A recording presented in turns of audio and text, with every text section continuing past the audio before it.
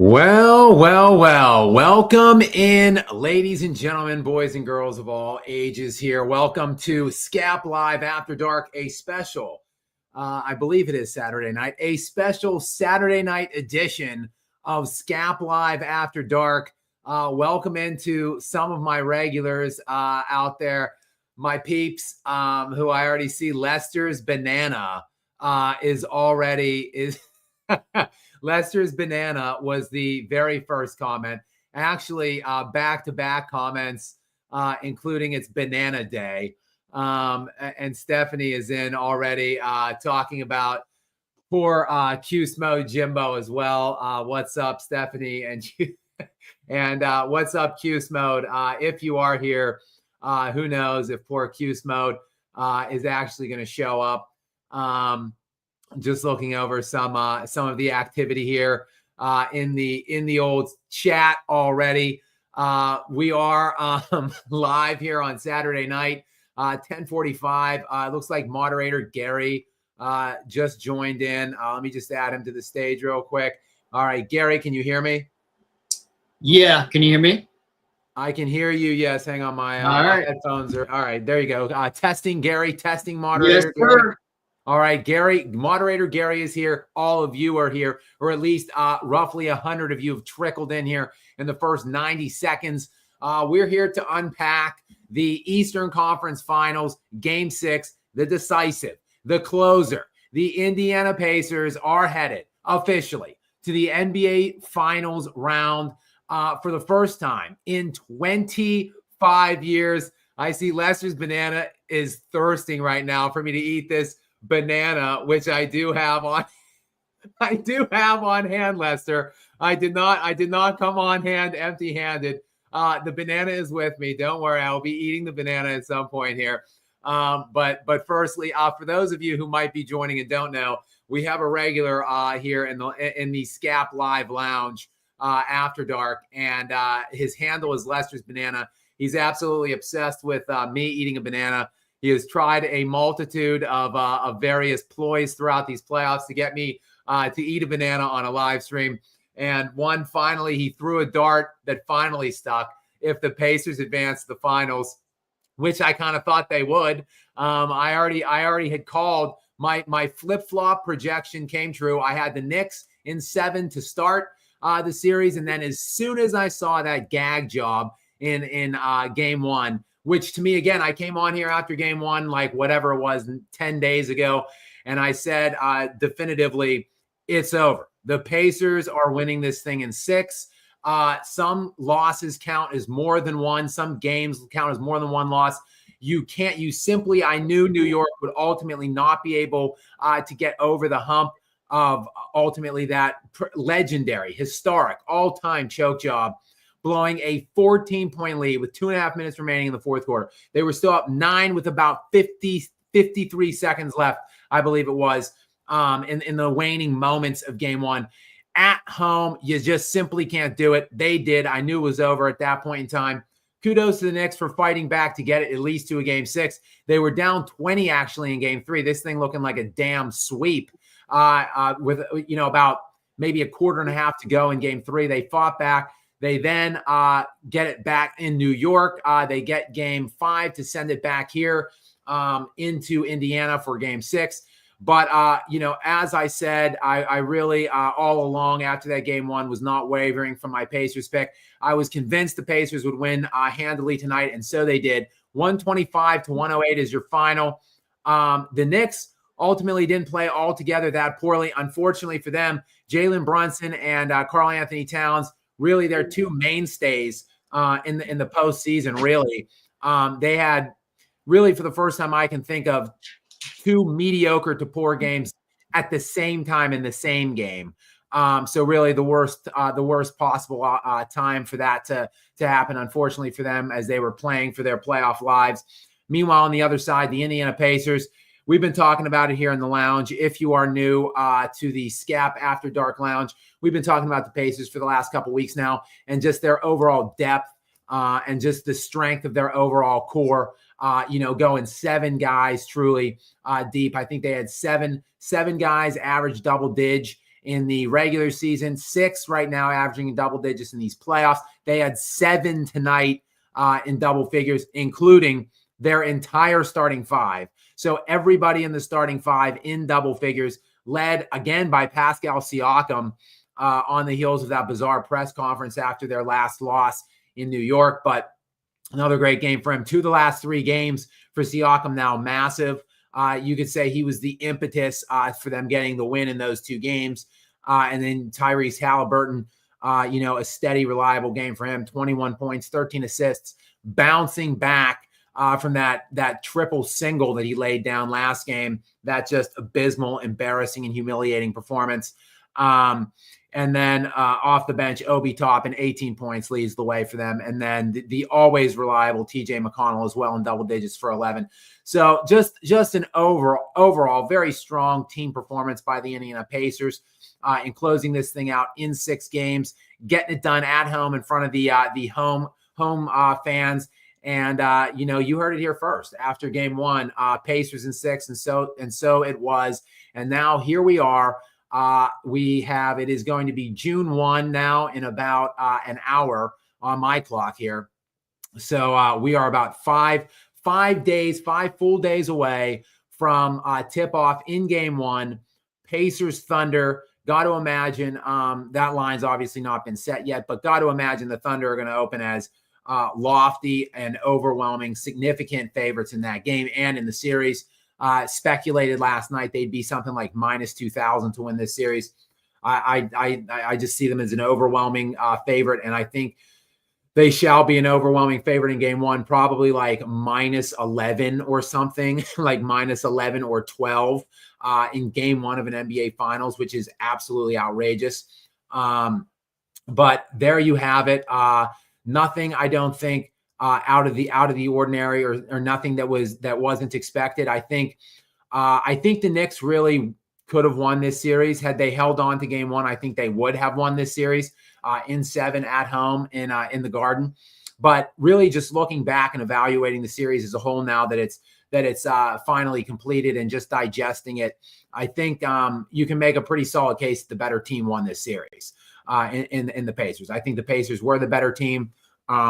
They probably the top 2 stars of the Knicks, better, I would say, than the top 2 stars of the Pacers, though Tyrese Halliburton, of course, is on the cusp of stardom. I think I talked about him a few days ago when he had that legendary game. Then I kind of revoked it on him when he had that triple single last game to follow it up. But Halliburton is a young star for sure. But other than that, we talk about it. I talk about it all the time. The like 3 through 7 guys just got it done, I think, for Indiana and are better for Indiana than were the Knicks in that department. But no shame to the Knicks. I don't think I think the Knicks should really ultimately look back on this season as a whole now that their season is over. And I think they should be proud of a lot of things they accomplished in this season. I think they took the requisite step, the next step forward. I think the Knicks will come back and they'll be stronger next year. I think they're going to be a viable contender to get back into the NBA Finals. Obviously, no one's going to be a favorite coming out of the Eastern Conference for several years to come now. They typically never are. But I think the Knicks are going to be right there in the mix of it, probably like one of the 2 or 3 best teams in any specific order you want to list them out in the Eastern Conference. So they'll be back next year. Condolences again, Cuse Mode. Jimbo, one of the regulars here. I don't know if he's in here, if he's in the lounge at this time, but I know he's probably very distraught about his Knicks bowing out here and their season ending. I don't know that we have any necessary Pacers fans out there other than Lester's Banana, Lester. I know Lester, Gary Lester, as you know, has been. Really aggressively asserting that I need to eat a banana on the live stream for like weeks. I mean, it's been since like middle of the last series. So, I did promise I would be eating the banana. So I will, Lester, be getting to this banana at some point here, pretty shortly. But I've had my legal team, the Skap Attack legal team, look into this along with Gary, and several others that have been urging me to not eat the banana like as a whole banana piece, because it looks a little seductive when you eat a banana, right? Like it's a banana. There's no way around it. It's a phallic shaped item that you have to, put in your mouth to eat. So, I just don't want any of these memes or GIFs or imaging living on in infamy. So I will be eating the banana. I will not be, as Gary has suggested, I will not be slicing it up like a Seinfeld, like any of you people are Seinfeld fans out there, if any of you are old enough. But there was an episode where some people eat like candy bars with a fork and a knife, or like M&Ms with a spoon, right? So Gary was suggesting I Seinfeld this banana and cut it up with a fork and knife. First of all, it's a very large banana. I only had 2 bananas. Unfortunately, they're both very large. I don't have the inclination, the time, or the focus to slice this thing up into little pieces and eat it. But I'll be, Lester, I will not be eating. I will not be taking this thing in one big bite though. I'll be breaking off segments of the banana and eating it throughout. I am quite full, by the way, guys. I had plans today. I was at a little poolside cookout. So I've eaten, I've overeaten. So I am full. And this is, again, a large banana, but Lester, I will be eating it. I do see you dropped us a super chat in here as well to address the banana in the room of it all. So we'll get to that. But first, guys, welcome into all of you. Over 200 in here now. My faithful crew, I think, of the lounge. So many thanks for joining us, coming out tonight on a Saturday night. And unpacking this Eastern Conference Finals. We can get to more specifics of the game if you'd like, the series, the Knicks, the Pacers, or maybe even the NBA Finals, as it's now set. They'll be playing the Oklahoma City Thunder, and what I think will be a very speedy series, 4 or 5 games. And of course, welcome in to moderator Gary. Gary, how's your night been? How's your Saturday been? Not good. I'm not even a Knicks fan. I'm just so disappointed. I felt like the Pacers were trying to give that game away, and the Knicks wouldn't take it. I didn't even watch the last few minutes. I had some other things to do. I was so frustrated, and it ended a lot quicker than I thought. That's why I was like a minute late, because I thought there'd be a few timeouts. I thought it would drag out. As soon as I got back to watch the remaining portion of the game, it was over. They were interviewing Rick Carlisle. I'm like, man, that was quick. Well, Gary, it was, whenever it was like 20, with like 4 minutes ago, there was like a 20-point margin. So, things move much quicker at that point. There's no fouls. There's no timeouts. There's no stoppages. They're like, both teams are waving the white flag. They're both. They're just, I expected more from the Knicks. I really thought they could possibly push this to a game 7. I mean, I didn't really care either way. I just wanted a good game, and I thought we could have had such a fun live stream if it went to a game 7. So I'm disappointed about that too. No, Gary, I do recall, like you were texting me and you were saying you were disappointed with the Knicks and their 3-point shooting. I can tell you this, Gary, for the season, they were 9th league-wide this year in the regular season in 3-point attempts. I don't care about the season. I care about now. What I'm saying is you feel it in the moment. You should know when you're ice cold, you don't keep shooting, just like the Celtics did against the Knicks. They kept shooting. That's just what a lot of teams do today, I know, Gary. They just shoot a lot of threes. Of course, I'm not disagreeing with that. I'm just saying I'm disappointed in them, and that they should be able to feel the game out. You've got Cat, who really is unmatched by anyone on Indiana. He's bigger than anybody. The coach should be able to tell him, take it to the hole more. Cat should know. Cat doesn't have good instincts. And you were asking why people are disappointed. This is why. He was a #1 draft pick with really high expectations, like Tim Duncan type expectations, or at least Tim Duncan potential. This is why people are down on him, because he's so underwhelming. Well, I would say he's not supposed to be the best player on this team, though. And that's supposed to be Jalen Brunson. I know, but Jalen Brunson didn't have any better of a game tonight than Karl Anthony Towns. Well, that doesn't make it any better. Yeah. But what I'm saying, there was a mismatch. Cat had a mismatch, and he didn't take advantage of it. Instead, they're settling for threes instead of Cat playing inside more. Look, my point on Karl Anthony Towns is no, he's not the best player on a championship team. No, of course not. But to me, he is a viable second option on a championship team, in my opinion. Did he play? He did not play all that well tonight, but I don't think he wasn't the main issue. I don't think for the Knicks tonight either. And just where I was going with it, they shoot 32 threes tonight, 34 on average for the regular season. So actually 2 less than what they're averaging. I think you mentioned threes. This game hinged on threes. The Knicks did not shoot the 3 well tonight. To your point, 9 of 32. The Pacers were just absolutely smoking from behind the line tonight. 17 of 33 from behind the three-point line, 52%. And again, in this day and age of three-point jacking, where, Gary, every team in the NBA, by the way, shot at least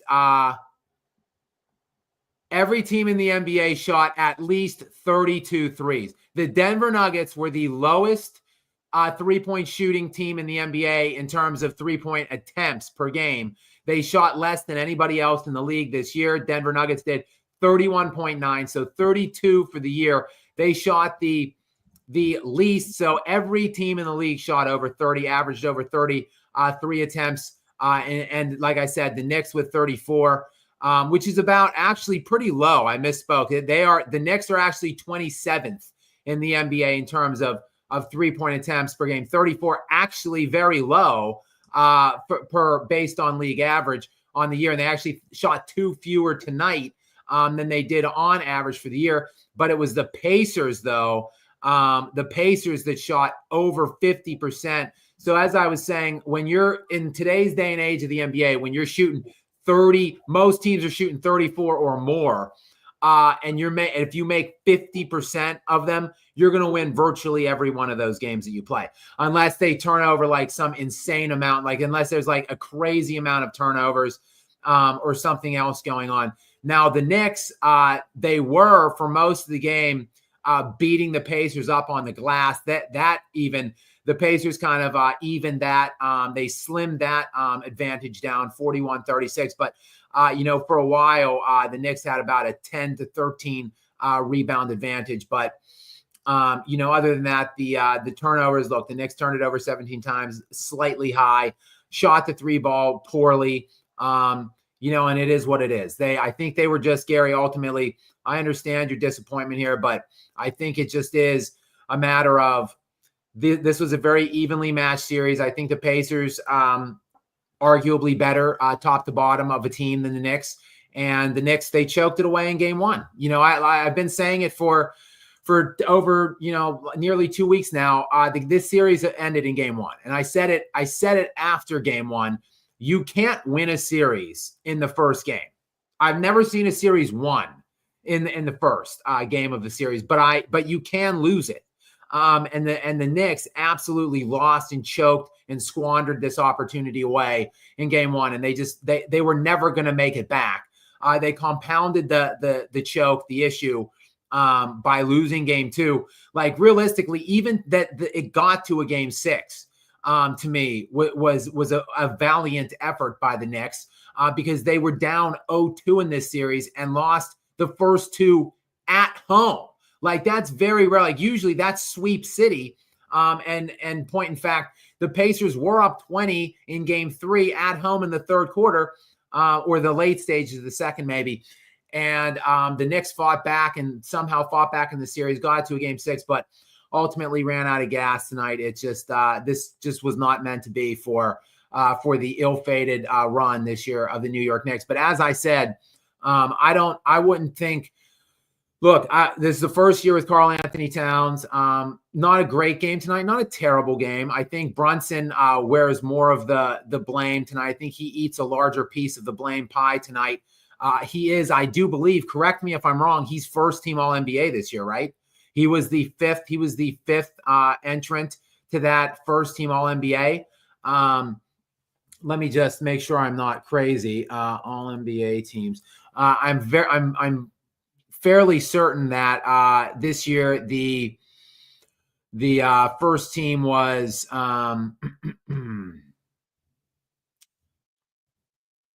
no, I'm sorry, Donovan Mitchell. It was Donovan Mitchell was the wow, man. It seems like a long time ago that they went out. So no, I'm sorry, I misspoke. That was it was Donovan Mitchell was the other. So Brunson was not first team, he was second. But still, Cat was third team. So he too is all NBA this year. So just two guys. Obviously, I think you expect more out of both of those guys, and that's the problem of it all. I think this is the first I've been watching their games all playoffs. And they both kind of had subpar, underwhelming performances in the same night when they were playing with their backs against the wall, playing for their lives. And you can't have that kind of a performance from your two marquee players. They got some other good performances out there tonight. Most notably, OG Anunoby had a big game tonight. I thought 10 of 18, 24 points. Mikal Bridges, 15 points on 6 of 9. Their bench largely was pretty porous tonight, whereas conversely, the Indiana Pacers got two big performances off their bench in Toppin and McConnell. So, like I've been saying, Gary, I just think ultimately this game was never going to happen. It's like, I felt watching it. You felt disappointed. I felt like this is exactly what I expected to happen. It's like the Denver Nuggets game. When the Nuggets squandered Game 5, and they couldn't get out of that one with a win. They were up 8 at the end of the third quarter. I thought they needed to win that game, then close it in 6.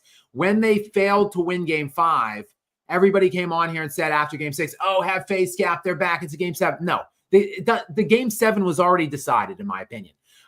This game tonight, Game 6, was already all decided. I would have actually been shocked if New York came out tonight and won tonight's game. Just like I would have been shocked if Denver came out to win the game 7.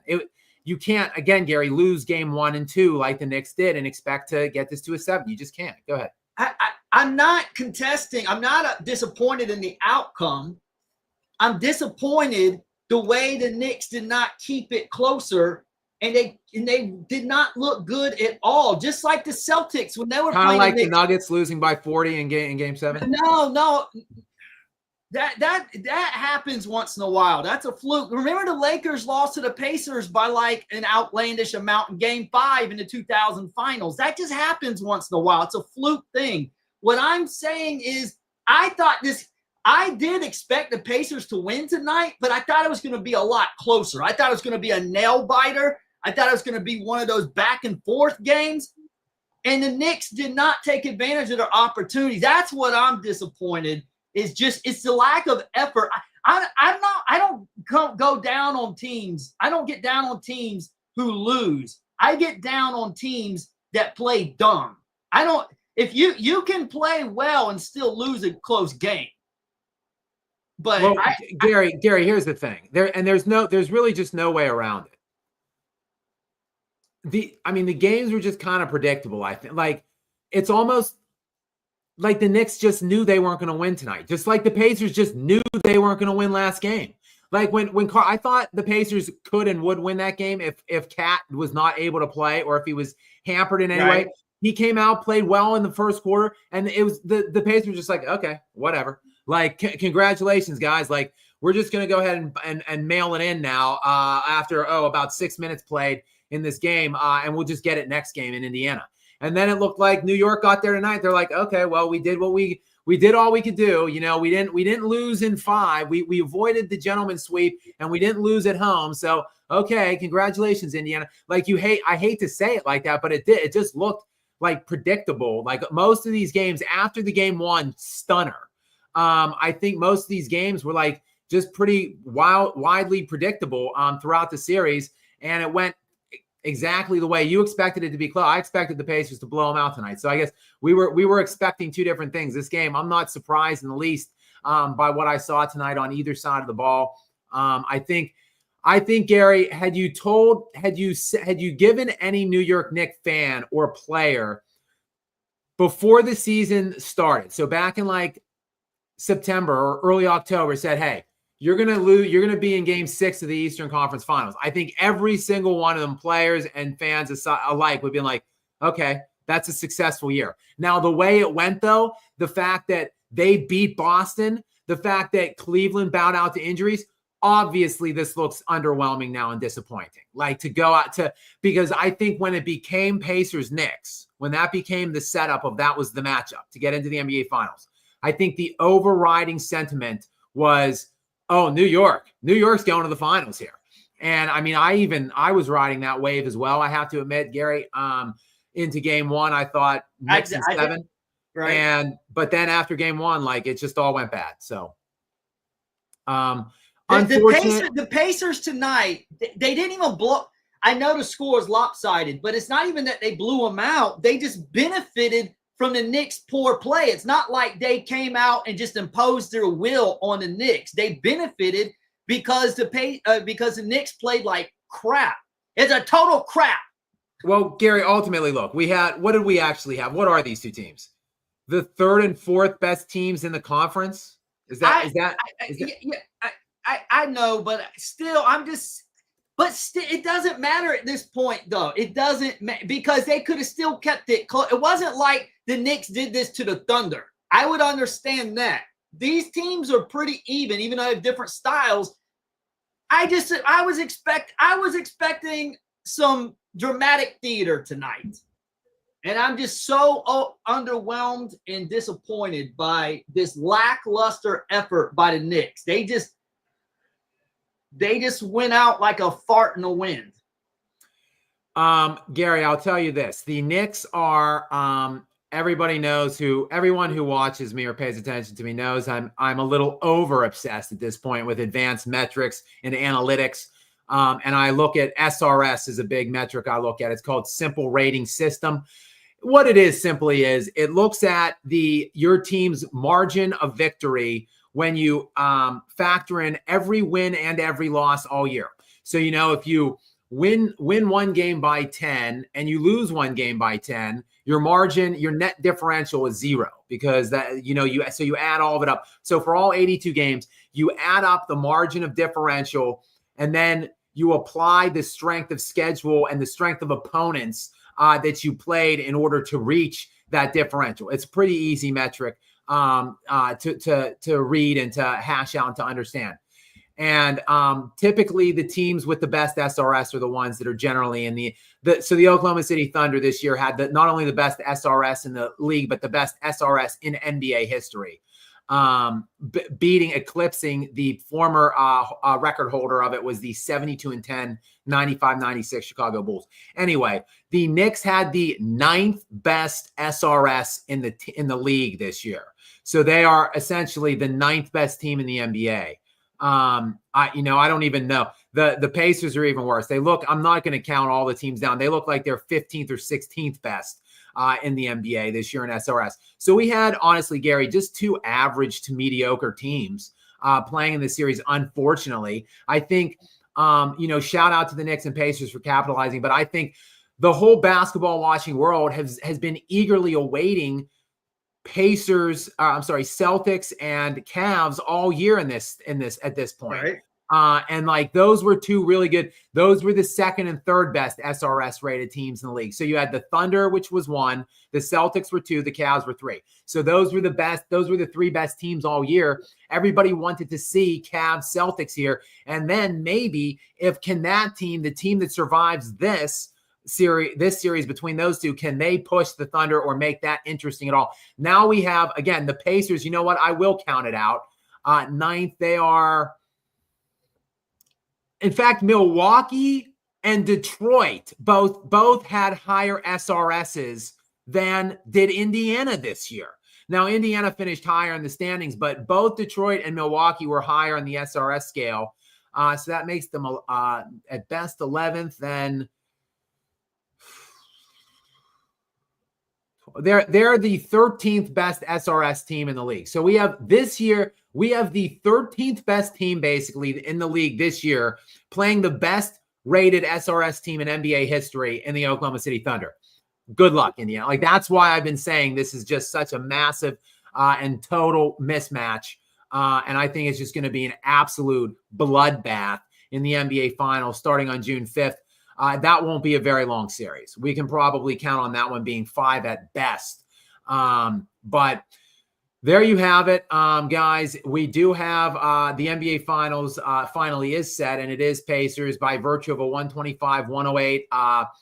I think just kind of an easy cruising victory for the Pacers tonight. Not like a total full game blowout, but Pacers were in control of it most of this night. And to Gary's point, the Knicks did not play very intelligent basketball tonight. They did not stay at a Holiday Inn Express last night. For any of you guys that are too young to remember that, those Holiday Inn Express commercials that make they make you smarter or whatever, those commercials from like 20 years ago. So yes, the Knicks did not play an intelligent brand of basketball tonight. They did not shoot the three ball well. The Pacers did. The Pacers capitalized on that home court advantage tonight. I think the fans, the energy in the arena, and pretty much all of their role players and secondary players showed up and played big, as is typically that is prone to be the case when games are played at home.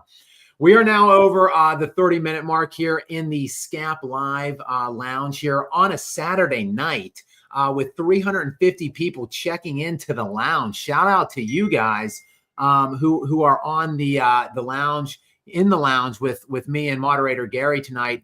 And welcome to Skap Live After Dark. If any of you are new, I typically do a little spiel about the game. We unpack some of the stuff, look at some of the stats and the box scores, just kind of discuss that for about a half an hour. Then, honestly, I just get into it with you guys. Start the comment thread thing going. Check out. We are as always behind by several of these super chat things. I usually am like 10 to 15 behind by the time I finally get through talking about the game, which I said just ended maybe about 45 minutes ago. We've been on for half an hour. So Gary, I think it's probably a good point now to get into some of these super chats. The first one coming from a regular Massive Dumper. Love the handle because I am just so juvenile and sophomoric with my sense of humor. So Massive Dumper is it's just a hilarious handle to me. So I just love saying it. Massive Dumper, welcome to you. And let's see, Gary, what Massive Dumper has. He is a regular. So thank you for your continued support and generosity of us here in the lounge area. Massive Dumper. Gary, go ahead. What is the question or comment here? What an absolute power move by my Knickerbockers, intentionally losing this series. So in the playoffs next year, the Poopy Pants Pacers won't know what hit them. Truly playing 5D chess. Knicks in 10. So Massive Dumper is on here talking about Poopy Pants Pacers. Yeah, interesting choice of words there. Yeah, the Knicks, they did choke this series away. They did. I'm not going to say they intentionally lost it. They did look like it was an absolute unequivocal gag job, though, by them. I've never seen it. I've been saying it for 2 weeks now. I have never seen such a breathtaking choke job as what I witnessed unfold in game 1 of this series. I've been watching basketball, NBA playoff basketball, for 30 years-ish. I've watched nearly every series in the playoffs. Let's just say I've seen virtually every series, every game of every series almost for like a quarter of a century now. And that is, to me, one of the Mount Rushmore choke jobs that I've ever seen. I mean, there's a few I can think of that I could put in the sentences but to be up 14 with 2.5, like you literally do not have to do anything. Just get the ball inbounds without turning it over and throw it back and forth until you get a shot clock violation. If you just do that every possession from the 2:30 mark down to the end of the game, you're winning the game with a 14-point lead. Like it was impossible for the Pacers to win game 1 of this series. Impossible. The only way was if the Knicks lost it. And so they did in epic choke fashion. And they just have been basically running uphill all series since because you can't make that up. You just simply cannot get that game back. And I said that decisively after that game one ended that it was over. The Pacers were going to win the series. And at the time I said, win it in 6. So, I had Knicks in 7, but then I switched immediately, like I said, in game 1. And then I had the Thunder in 5 games in the last one. And I picked every single game before the series tipped off. I said, Thunder win 1-2, win 4-5. Timberwolves win 3. So guys, I've been just spot on these picks, guys. Are you not entertained? And I'm talking lines here too. You guys should be betting, maybe doing some betting based on my prognoses or my speculations here, moving in to the finals. Although it ain't even going to be worth the coin next round. Like, you're going to have to put up so much damn money to win anything by betting on the Thunder next. It's not even going to be worth it. The juice will not even be worth the squeeze. Massive dumper though. Thank you so much again for your continued support. And I'll be looking out for the Knicks, how they look in the next 3 games, maybe Knicks in 10. Next in, we have another regular, the Enforcer. Enforcer, welcome to the party, pal. Another regular in the lounge. Again, can't thank you enough for your continued support as well. Gary, what is the question or comment here from the Enforcer? The Pacers made their paint look like a layup line or a 3-point funnel. Do the Thunder let them get a win in the finals? I don't think so, but maybe, because the Thunder are known to get complacent from time to time and let kind of play down to their opponents, not have that killer mentality, so to speak, for the whole series. But I think, look, they are so much better than the Pacers. Like, it is, like I said, the SRS discrepancy is like stunning. So again, all-time record NBA history, Oklahoma City Thunder this year, I think 12.81 in standard rating, a simple rating system. The next 2 best teams in the league, drastic drop-off in the Celtics and the Cavs, both around like 8.6 or something like that. The Pacers are like 1.6. They are so beneath the Thunder that I just don't know. Like, even if the Thunder play their F game, I think they could still win every game in this series. So to go 4-0 on them. So I honestly, I can't see it happening. But what we all should have seen coming after game 1 is Lester finally getting his wish. Enforcer, thank you very much. Lester, thank you. It's time, I guess, for me to kick this banana open. Again, Lester, there will be no seductive playmanship with this banana, but I will be eating this. Look at the size of this thing. I will be eating this entire banana. But Gary, while I crack this thing open, go ahead and read Lester's comment here. It's time for Skap to attack a banana. So I've gone from Skap attack to banana attack. Here you go, Lester. Here's my first bite of the banana. This is so gratuitous. I feel like I'm going to be in trouble with YouTube now after this. After Skap is eating a banana, I feel like, now, where's it going to go from here? Like, am I going to be like oiled up, like shirtlessly oiled up, eating bananas next, Lester? Like, where are we going? All right, here comes my first bite, Lester. But I'm going to turn it to Gary to read the next one. Shout out to you, Lester, though, for your continued support and bringing some levity, obviously, to the lounge. I will turn this over to Gary, though, and Dylan, welcome in. Dylan, a regular. Many thanks to you, Dylan, for your continued support of us here as well. Yet another regular. Gary, what does Dylan have for us tonight? Dylan, I think you're off base here. This finals is going to be a good one. Watch. No, Dylan, it's not. Not unless you like blowouts and non-competitive contests. OKC is going to murder Indiana. The only way they don't obliterate them is if they just let off the gas, that's their only weakness, is they are complacent at times. And it's just up to the coach to get them to stop doing that at times. And they'll grow out of that. That's the only weakness they have. I will say this though, in terms of the Thunder, they do get bogged down from time to time with half court execution offensively. They do. And I don't know, because they have multiple creators. So it's not like Jalen Williams can operate with the ball in his hands. It's not like Jalen Williams is just like a catch and shoot player. He has the ability to operate, out on on the perimeter, so to speak, and handle the ball and get to his spots himself, get other people's shots. So the fact that that they struggle and that they get so bogged down from time to time in the half court is just surprising to me. But that is a one valid weakness, but it doesn't typically manifest itself for an entire game.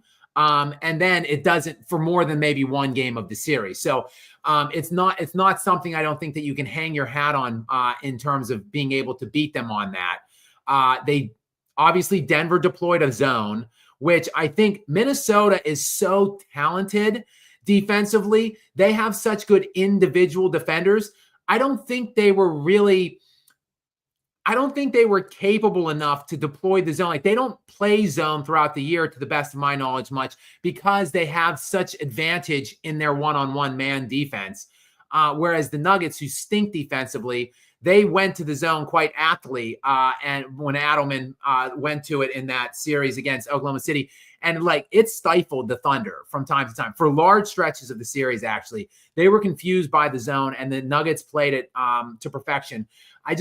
I think the only way to beat the Thunder is to beat them up, to out-physical them, to try to find a way to get down in the trenches with them. I just don't think Indiana has the will, the desire, or the inclination to do any of that. So I think they're going to try to outscore the Thunder. I think that's a lousy game plan, and I think it's going to go poorly for them ultimately. So I look for it to be a very short series. They space these out more as we get into the finals. Typically, there's like 3 days off. Usually, I think they typically do like a Sunday,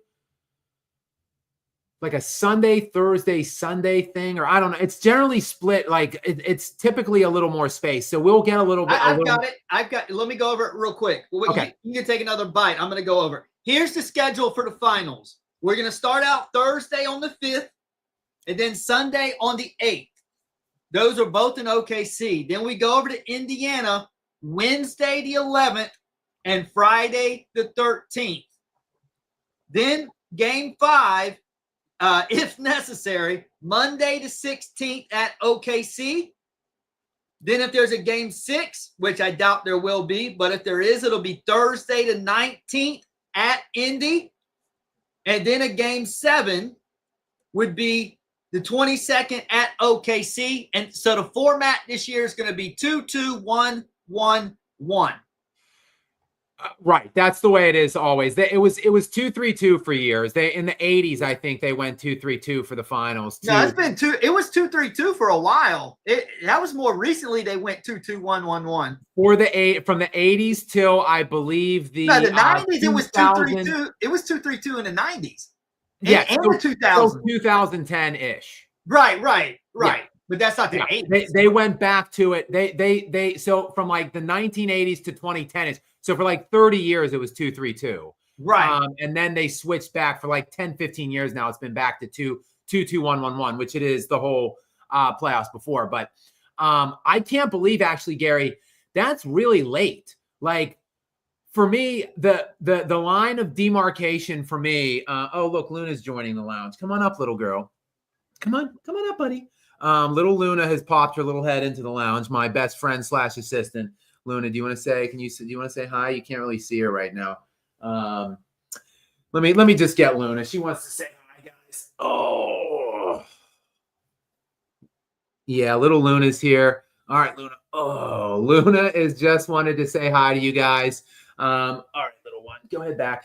My line of demarcation for the finals, Gary, typically is June 14th. I think like all series should be over around June 14th because the most, to me, famous finals moment in my lifetime, probably, while Kobe winning game 7 against the Celtics in 2010 was my favorite moment.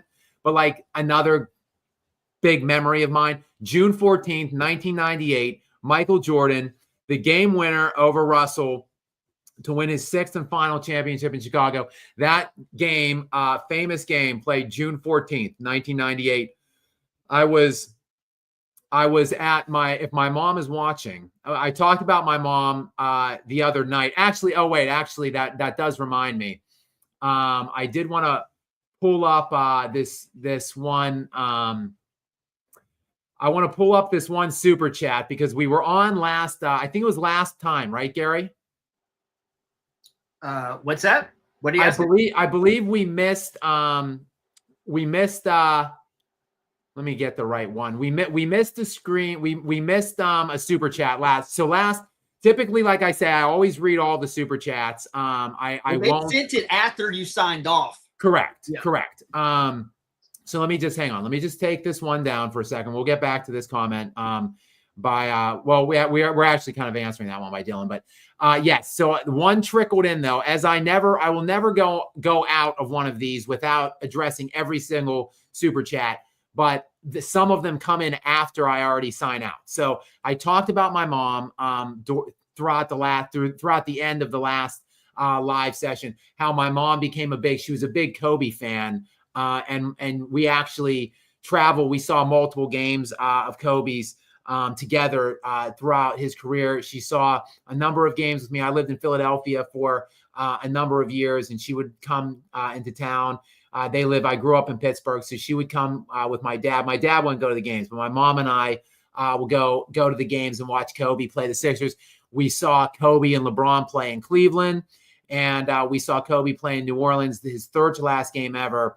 And then I saw Kobe's last game ever in Staples, the 60-piece against Utah. But I also talked about how my mom was a big Steve Nash fan, and she loved the 7 seconds or less Suns, the Steve Nash Suns. So this super chat came in that we did not get to because it came in after I ended the last live. So I just wanted to give Braulio, if you are out there, Braulio, and if I'm sure I am slaughtering your name, but many thanks to you for your support of me and my mom, because Braulio writes that now also loves Skap's mom because Braulio is also a big Nash fan. So I did just want to make sure I gave another shout out to my mom, and also a shout out to Braulio there. But Dylan, I really must disagree here. I do not see any way this is going to be a good finals to watch, Gary. But when you were reading that off, the 22nd is late. Like, this ain't going anywhere. This ain't going to sniff 7 games. But that's the 22nd is really late for an NBA finals to come to an end. I think this series at best is going 5. So I think it'll be over before that. I could certainly see it going 4. And did you say game 4 was Friday, June 13th, or is that game 3? Yeah, that's game 4. So game 4. So it's probably going to end Monday the 16th. I think it's going to end on Monday the 16th at OKC, which would be game 5, because I would not be surprised if OKC just says, hey, we'll let them have one in Indy so we can celebrate at home. That's a fair point. I do want to just say, Luna, sorry, Lester, but Luna is going to get a little piece of the banana. She's growling at me for the banana. So, you guys can't see it, but Luna is now eating some banana as well, Lester. So there you go. Not only is Skap eating the banana, so is my little assistant, Luna. But Dylan, thank you though for sliding in here as usual and for supporting us. Let me work back up here. Gary, we got Karthik in next. Karthik, regular of the show. Big friend to the show here. Welcome back to you, Karthik. Gary, go ahead and read that one. Knicks lost the series in game 1. Bottling a 14-point lead in the last 2.5 minutes was too much to overcome psychologically. Couldn't agree more. I said it in the aftermath of that game 1. Guys, if you are just joining us now, I apologize for eating on the live stream.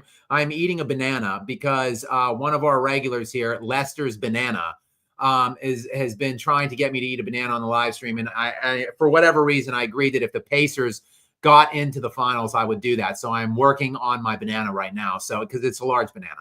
Luna is now my 12-pound Shih Tzu assistant / best friend is now in the lounge as well, and she's helping me with the banana. So we got that going on. But yes, the series ended to me for sure in game 1. You just can't blow that lead in this series against an evenly matched team when you were at home. I said it. I was screaming it from the mountaintops during game 1, or like in the aftermath of game 1 here in the lounge. I didn't mince words. I think I put a video out and said just that as well. And, here we are ending in 6, just as I speculated that we would after that game 1. Oh, boy, Luna, I'll tell you. Luna, let me just tilt down on the old camera here and take this down and see if we can get Luna on cam. Luna, what's up? Yeah, there's Luna. What's up, Luna? You want a little bit of this banana? The Skap Lounge here. I gotta be honest. We've reached a new point here where I'm feeding my dog a banana on the live stream. So that's where we're at right now. Gary, let's just go ahead for the love of God and read another comment here. Sully, welcome into you. Thank you, Sully. Hopefully you guys stay with me as I work on this banana and my dog keeps barking at me. Sorry for my lack of professionalism on this stream. Gary, go ahead and read Sully's Tech Hubs comment here. Oh, I think I do see that this is a banana comment actually. So this is a very very fitting comment for you to read here. This is more about the finals. The bananas, just to start it out. How harsh to compel the banana. And he goes on to say, if the Indiana Pacers somehow pull off defeating Chet, Dort, and Caruso, I'll donate a studio microphone to Skap Studios. Well, with Skap, you definitely have my permission to eat a banana on camera however Lester wants you to if the Pacers beat OKC in the finals. Yeah, for sure. I mean, I'll Lester, I don't want to say something in case like Shea, Jalen, and Chet all like break legs or something in the first game. I don't want to paint myself into a corner, but yes, I think that is a very highly unlikely scenario that you've just painted. So yeah, I don't want to say that Lester's banana has a blank checkbook of bananas here. Like I don't want my mouth to cash banana checks here that I don't want to cash or whatever come some miracle upset. But I would be absolutely stunned and shocked. It would be, to me, probably the biggest upset in NBA Finals history, I think, and at least in that I've studied and that I'm aware of and that I know. If the Pacers win this series, like I just don't see. I think if they get it 6, it's basically a huge shocker. But we'll see. If they actually win it, like that would be insane. But now wait, he's also wants to donate a microphone. Upset we've seen so far in our lifetime, not in the history before we were watching, but in our lifetime, what's the biggest upset? Well, probably Gary. I hate to do this as a big Kobe fan, but probably probably the Pistons when they beat the Lakers in 2004. I think because when you look back on it now, like the Pistons were just so nasty defensively. Like that team was like one of the great historical defenses ever. And then when Karl Malone got hurt early in the series, like it just really did shift the dynamic. The Lakers were so top heavy. And when they just were able to really send the full like focus of their defense on Shaq and Kobe, like looking back, it doesn't seem like it was a crazy upset, and just how dominant the Pistons were. They won that in 5. Oh no, I know. I know. The Mavericks beating the Heat in 11. I still think maybe I don't know. I have to look at that. No, that was a big. Nobody had the Mavericks winning that series. No one.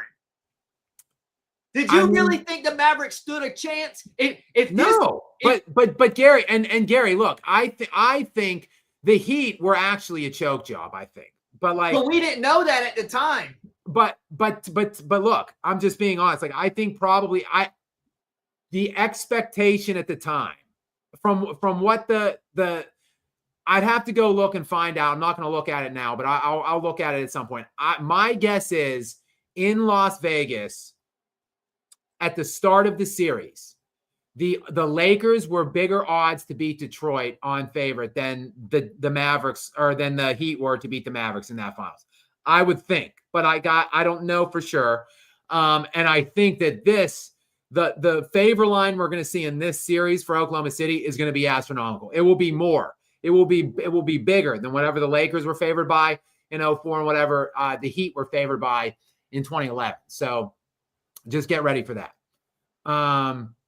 Next in, we've got Giuseppe DeRosa, a regular. Thank you, Giuseppe. Welcome back into you. Many thanks to you for coming in here on a Saturday night in the lounge and supporting us. Gary, what is the question or comment from Giuseppe here? I'd love to see Skap hooping. Yeah, I mean, it's been a while. I used to play basketball all the time when I was younger. Probably from the age of, I don't know. I grew up in a cold weather environment. So like Pittsburgh, Pennsylvania, you can only really play outside like 6 months ish a year. Maybe you get some unseasonably warm days in like whatever November and you could play, but there's a definitive winter. Now I did belong to gyms and stuff growing up. So I would play indoor whenever I could during the winter, and I prefer to play indoor, quite frankly. I don't like playing outside because of the conditions that can alter, like wind, the sun, uneven. The other thing, uneven hoops that aren't quite regulation, double rimmed hoops, and one of my big pet peeves, netless hoops. I hate when you show up to an outdoor court and there's no nets. So it makes your target smaller. So I always prefer playing indoor, and I did play indoor as much as I could. But I don't want to say I played every day when I was young, but from probably like high school age through like my mid to late 20s, I played like pretty regularly 2 to 3 days a week. In college, I played like every day. Pretty much I was at one of the rec halls. I went to Penn State. So I was pretty much playing like 7 days a week, or at least 5 days a week, probably throughout my whole college time. But now, Giuseppe, I'm old. I'm an old man now. And I know I look good, Giuseppe, but believe it or not, I'm very old. And I had to make a determination like years ago when I really, started being a real person and working full-time jobs and stuff. Like I could either work out or play basketball. Like I couldn't do both.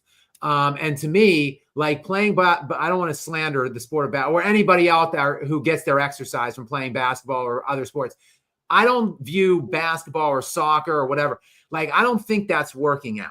Like, I think you're playing a game. Like when I say working out, like I want to basically actively hate what I'm doing. Like I want to be like doing some kind of crazy circuit, weighted set, lifting weights, doing pull-ups, something with intermixed cardiovascular intervals. Like I want to be doing something where like I want to like throw up. That to me is working out. So like playing basketball, soccer, whatever, some sport, leisure time activity, that's fun to me. That's just having fun playing games. It's not working out.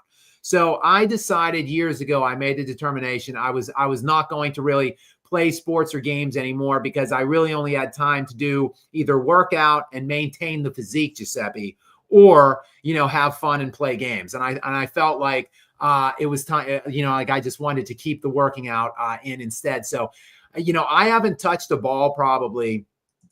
I shouldn't say I haven't touched it. I have maybe shot around twice in the last like 7 or 8 years. So it's been a long, long time. Maybe one of these days I could for like a month, I could get back into game shape, and then I could like live stream or like make a video of me playing basketball or something for you. I'll consider it. But thank you, Giuseppe. Next, we've got Savvy in. Savvy, welcome to the lounge, Savvy. And thank you for dropping in here and for sponsoring us. What is the question or the comment, Gary? Oh my goodness.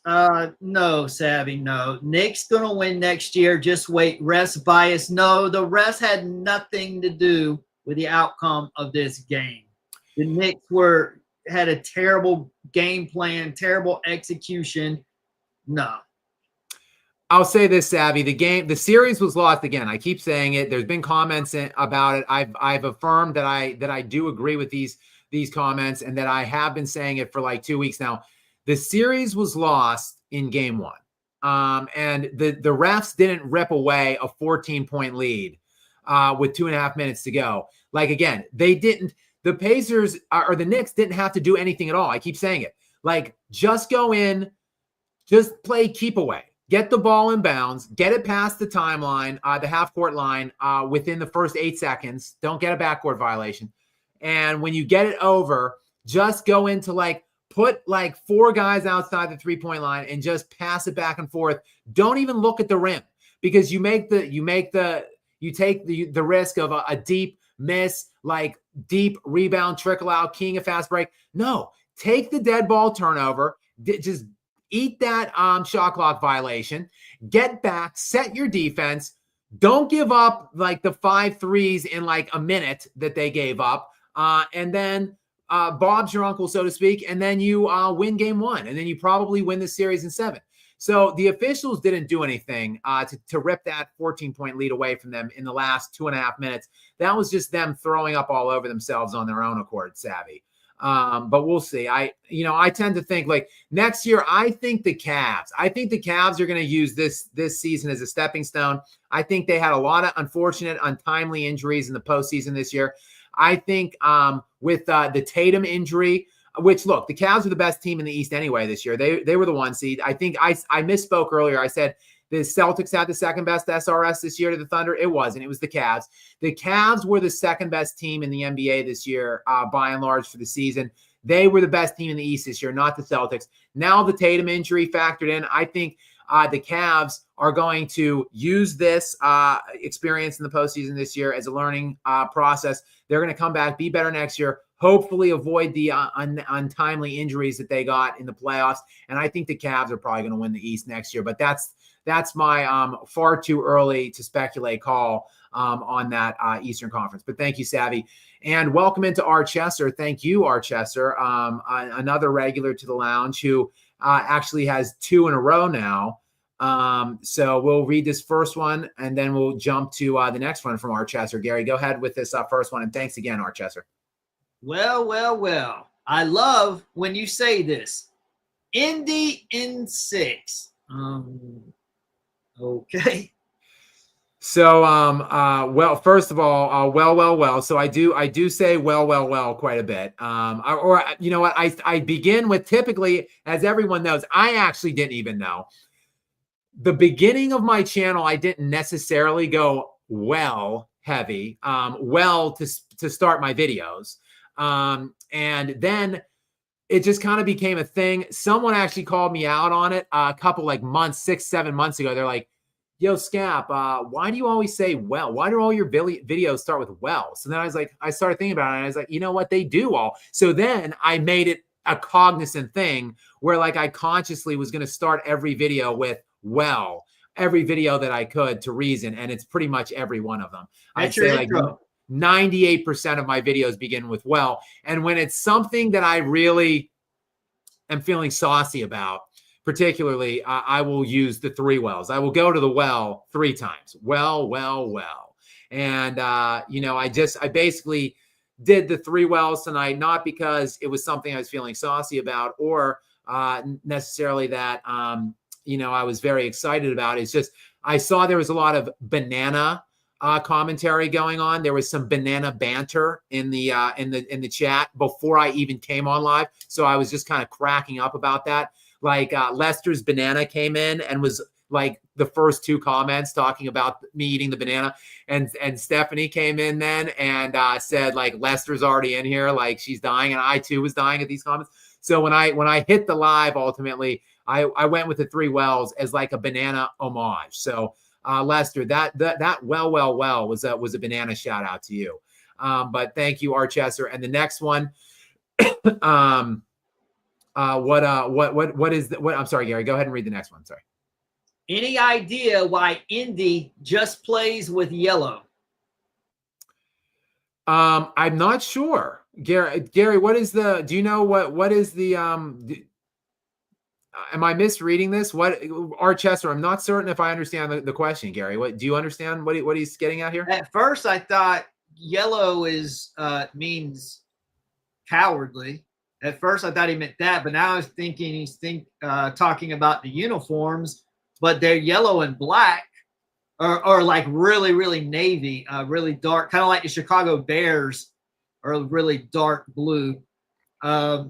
I'm really not sure. What do you mean, Archester? I think I'll look at the if chat. Archester, if you're just talking about the uniforms, I mean, it's their colors. Like Indiana's team color, like their principal team color is yellow.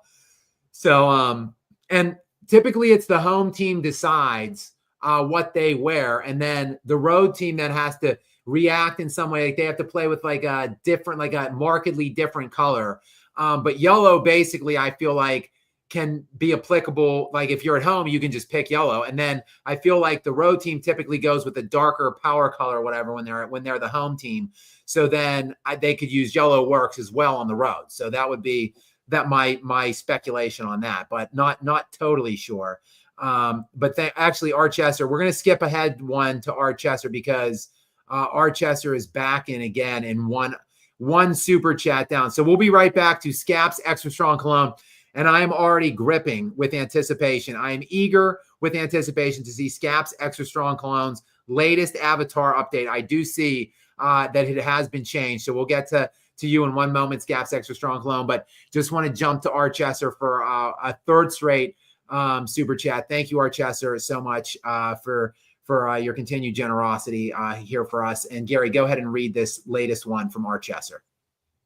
Happy for Indy. If they can find a way to steal game 1 or game 2 at OKC, it could be a long series. This would be a ratings killer for Silver. I am all for it. Yeah, I don't see. I just don't see any way that Indy is going to find a way to steal game 1 or 2. Like even if, hypothetically speaking, Indy or Oklahoma City can toy with Indy for like 3 quarters. I think Indiana can go into like at the end of 3, be up like 15 and lose by 15 in the fourth. Like I can see them like losing the fourth quarter by 30. Then when the Thunder decide finally to turn it on, like I think they're just that much better. They could flip the switch that easily. I just don't see any way. Like, look, Tyrese Halliburton is the straw that stirs the drink, so to speak, the head of the snake. They have a lot of good players on that team. We've talked about it in abundance over the last couple of weeks, how deep and relatively like how good the team is from top to bottom from like a 1 through 8 perspective. But like Halliburton, though, is really the only primary like creator on that team. So I feel like if you cut off the head of that snake being Halliburton, they're going to struggle. Like just look at his triple-double game versus look at his triple-single game and how badly they were. You know, he had 6 assists, 8 points, and they had 93, 94 points.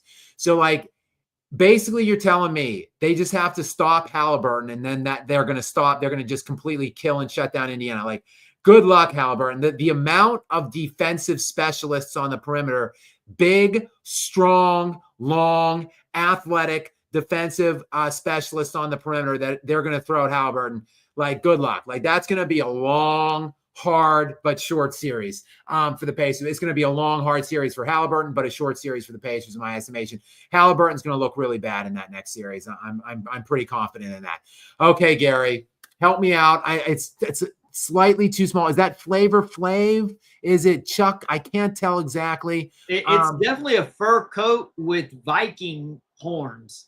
And is it me? It does not look like me. That's you with sunglasses. Oh, it is. Okay. Me with a horn, sunglasses, and it just says Skap. Like White Morpheus. What? Say it again. White Morpheus. Interesting. Okay, so a new, yet another day, another different avatar from Skap's Extra Strong Cologne. Love it. Love you, Skap's Extra Strong Cologne. Thank you for your continued support of us here and your hilarious avatars. And obviously your great handle, your name. So Gary, go ahead and read Skap's Extra Strong Cologne's question or comment tonight. Hey, Skap, if you are Adam Silver, how would you even go about promoting this OKC Indiana matchup in the finals? Which storylines would you sell?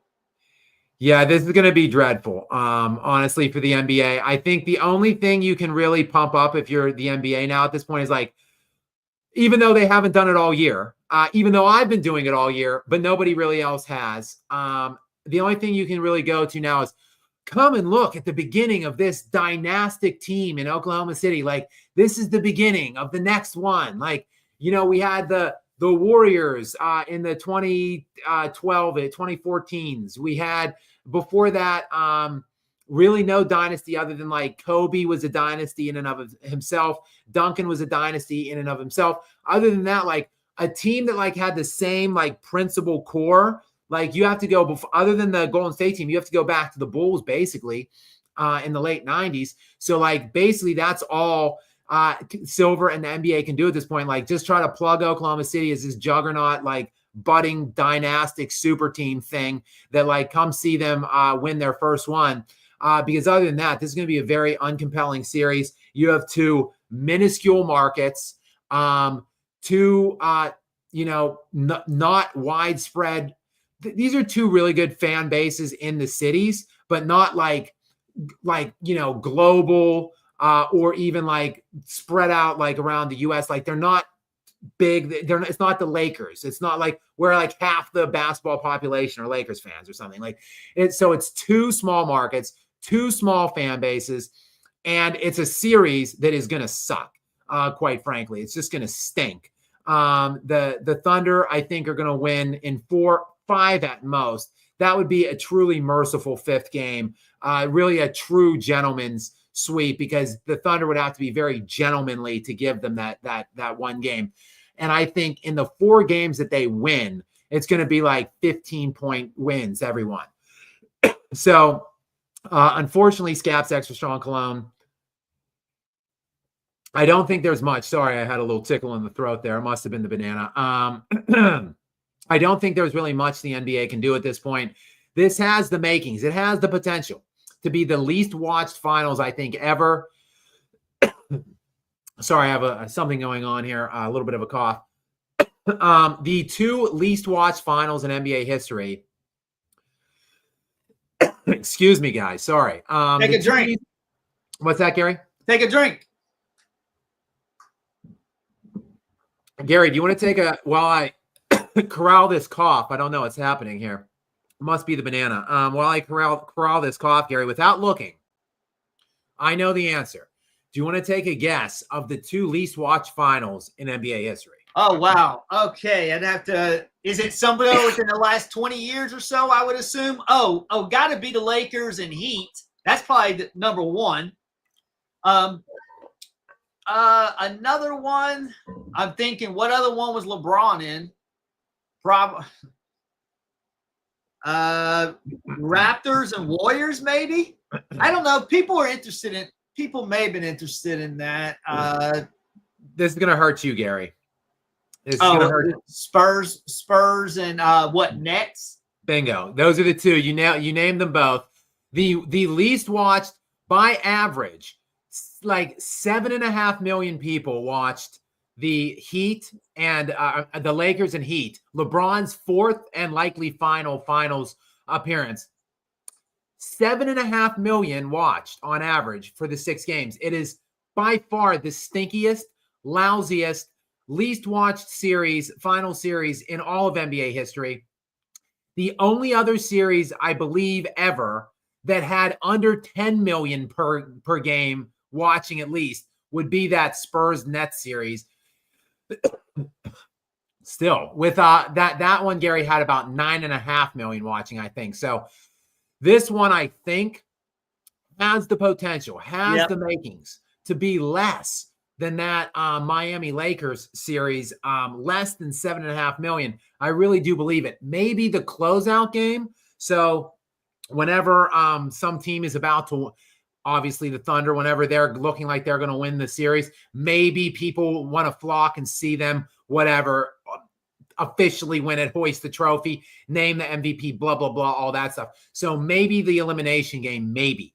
But other than that, this series is extremely non-compelling and non-interesting in my estimation. I, of course, will be watching it because I'm just a degenerate. But other than that, I really don't know. To answer your question, Skap's Extra Strong Cologne, what in the world can the NBA do to make anybody care about this? It's going to be a Herculean task. Next in, Giuseppe DeRosa back in. What is up, Giuseppe? Welcome back into you. Many thanks to you for coming back in and sponsoring us yet again tonight. And, thanks to all of you guys. It is a Saturday night. We are trickling towards the midnight hour here on the East Coast. We still have over 300 people in the lounge here. So many thanks. I'm choking, I'm coughing up a lung here on half of this lounge. I'm eating a banana on the other half. And still, you guys are spending your Saturday night here with us in the lounge. So I am eternally grateful to all of you. Gary, go ahead and read Giuseppe's latest comment for us. I'm a big Heat fan, and I would love to hear your take on this. Do you think LeBron threw the 2014 finals? And if LeBron wins 2014, would he have stayed? I do not think LeBron took a dive in a series. As little as I respect LeBron as just a general player and person in life, I do at least afford him the level of respect in that I do not think that he is intentionally losing championship series. So my answer to that would be a resounding no. I don't think he threw that series. Look, now he does have puzzling vanishing acts from time to time in series. To me, still really most notably, that Celtics series, the 2010 Celtics semifinal series where allegedly Delonte West was tapping LeBron's mom, which is why LeBron quit and vanished. But I don't think that was intentional. I think that was just his eternally weak mindset. And that in games 4, 5, and 6, he fell off a cliff and they went from up 2-1 to losing 3 straight. And then he, took his talents to South Beach. If they win in 2014, I think so. Yes. I've speculated before saying had the Lakers won the 2004 finals, the one we talked about earlier in this live stream, the one where the Lakers lost in 5 games to the Pistons. I think, and look, if Karl Malone doesn't get hurt, that would have been a much closer series. I think the Pistons likely still would have won, but it would have been like 6 or 7, not 5. But had the Lakers won that series, I think Kobe has to stay. And same like going back to the Kevin Durant thing, when Kevin Durant leaves Oklahoma City and goes to join Golden State. I think if they would have held on and beat Golden State, I think they would have went on and then beaten the Cavs, and then they're champions, and then they have to stay. You can't just break a team up when you're winning, especially like a dynastic-looking team like Shaq and Kobe. That would have been their 4th in 5 years. Duncan and LeBron, that would have been their 3rd straight. They would have three-peated. And then Russ and KD, that would have been only their 1st, but still young, ascending, still elite talent. I think winning changes all those things. So yes, it's odd to see a team win and not go for it again. That was one of the things that made The Last Dance, the 98 Bulls run so profound and so interesting and just so different, because typically people don't know how to go out on top, right? Like, I mean, look at any sport. Look throughout all of sports time. Like, it's rare. Like John Elway and Peyton Manning are like, because I follow basketball and football so closely, like John Elway and Peyton Manning are like the only 2 dudes that I can really think of that come to mind, like great all-time players that went out on top, like winning and like on a high. Other than that, look, as we found out in The Dark Knight, you either die a hero or you live long enough to see yourself become the villain. And I think ultimately either you essentially nobody goes out on top. You just live long enough to be washed and like kind of limp out a shell of yourself and not winning. Like that's pretty much what happens most of the time. Jordan had the chance to walk it out off in like the most epic of all time, like fashions, like hitting the game winning shot.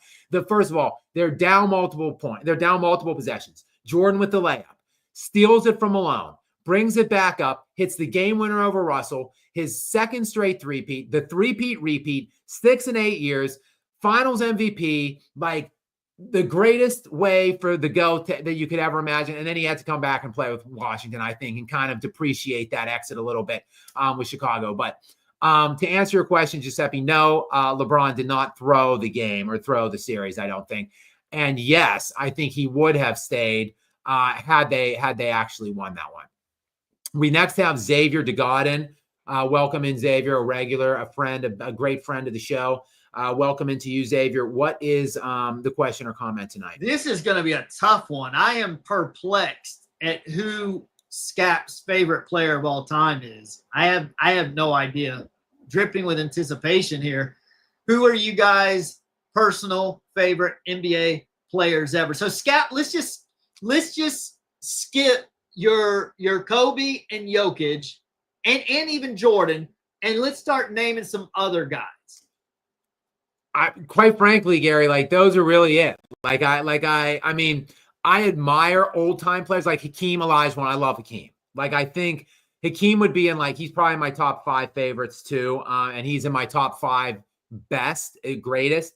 But like Hakeem, even like I started watching the NBA kind of in the years that Jordan was gone and like Hakeem was there, but I was still extraordinarily young. Like I talk about how old I am, and I am extremely old, guys.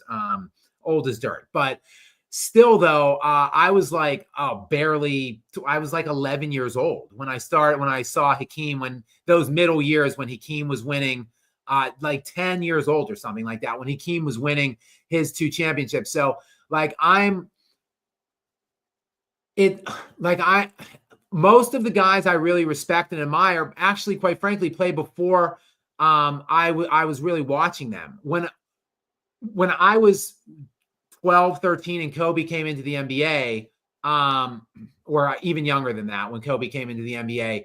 But like I was such a mega obsessive Kobe fanatic that like I just hated every other player. Like I was like Kobe. Like I took Kobe's mentality where he hated every other player not on his team, and even his own teammates some of the times. Like I hated every other player, and every other team in the NBA was like Kobe was a villain, was the opposition, was the impediment of Kobe succeeding and winning championships. So really, like I just loved Kobe so much for like 20 years. And then when he retired, I hated the whole league. And now Nikola Jokic has kind of brought me back. So like Jokic, I think very highly of him. He's on my list. So yes. And then Jordan, of course. Like how can you not love the GOAT? So those 3 guys. And then if you force me to name other people like Hakeem, Giannis, Steve Nash, I liked him a lot too. Like my mom. Say it again. You love De'Aaron Fox. Yeah, I'm a fan. Yes, I'm a big fan of De'Aaron Fox. I'm trying to think of like current players that I would be a fan of. I do like Shea. Like people think that I don't like Shea. I do. I like Luka too. So there's I think I like a lot more players now. Like when Kobe retired in like 20 whatever, he retired in 2016, but his career was over in 2012 when he popped that Achilles. So basically from like then on, I was lost. Like I wanted to be Dwayne Wade. I started vetting my next favorite player that I wanted to take over and be my guy when Kobe retired was Dwayne Wade. And then that scumbag had to let LeBron crawl to his city and crawl to his team and team up with that and build that unholy alliance. So then I just had to hate Wade too. So like I really just I was without any player or team for years and years and years and years. And then Giannis actually was the first one that brought me back. I really respected Giannis and liked what he was doing from a small market, winning championships with less around him, winning a championship, I should say, with less around him. Then Jokic came right after that was Jokic. And so really those two kind of revived me and brought my fandom back and kind of brought me back to the table for the NBA. So like really just to name a few, that's who it would be for me. Just to make it short, you know what current player, well, he's on his way out now, but a current player that I really love and I feel is really underrated. And what do we always talk about? The Nuggets. This would be a smart signing for the Nuggets. Patty Mills. He would be effective. He would give you good, valuable minutes, and he plays hard. He hustles, and he wouldn't break the bank. He would be a good contributor for the Nuggets. I had said it before during the offseason last year. The Nuggets should try to get Patty Mills. Well, the Nuggets, I agree. The Nuggets should just get as many international players as they can, quite frankly, because I just feel like with Jokic, they have like an international feel. He knows how to play with skilled players. So the more skilled players you can find, like, and international players, I'm sorry, for whatever reason, they're more skilled. than American players are now in today's day and age. So however, whatever way you can find to get as many international players around Jokic, I think would be a good idea, Gary. So good point. Mine was David Robinson growing up. That's what really got me into basketball, and I became a Spurs fan. And then Reggie Miller also. I loved him. And then it became Duncan and Kobe.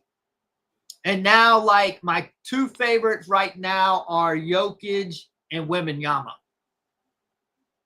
Fair. Gary, I want to just jump around real quick for a minute. Good.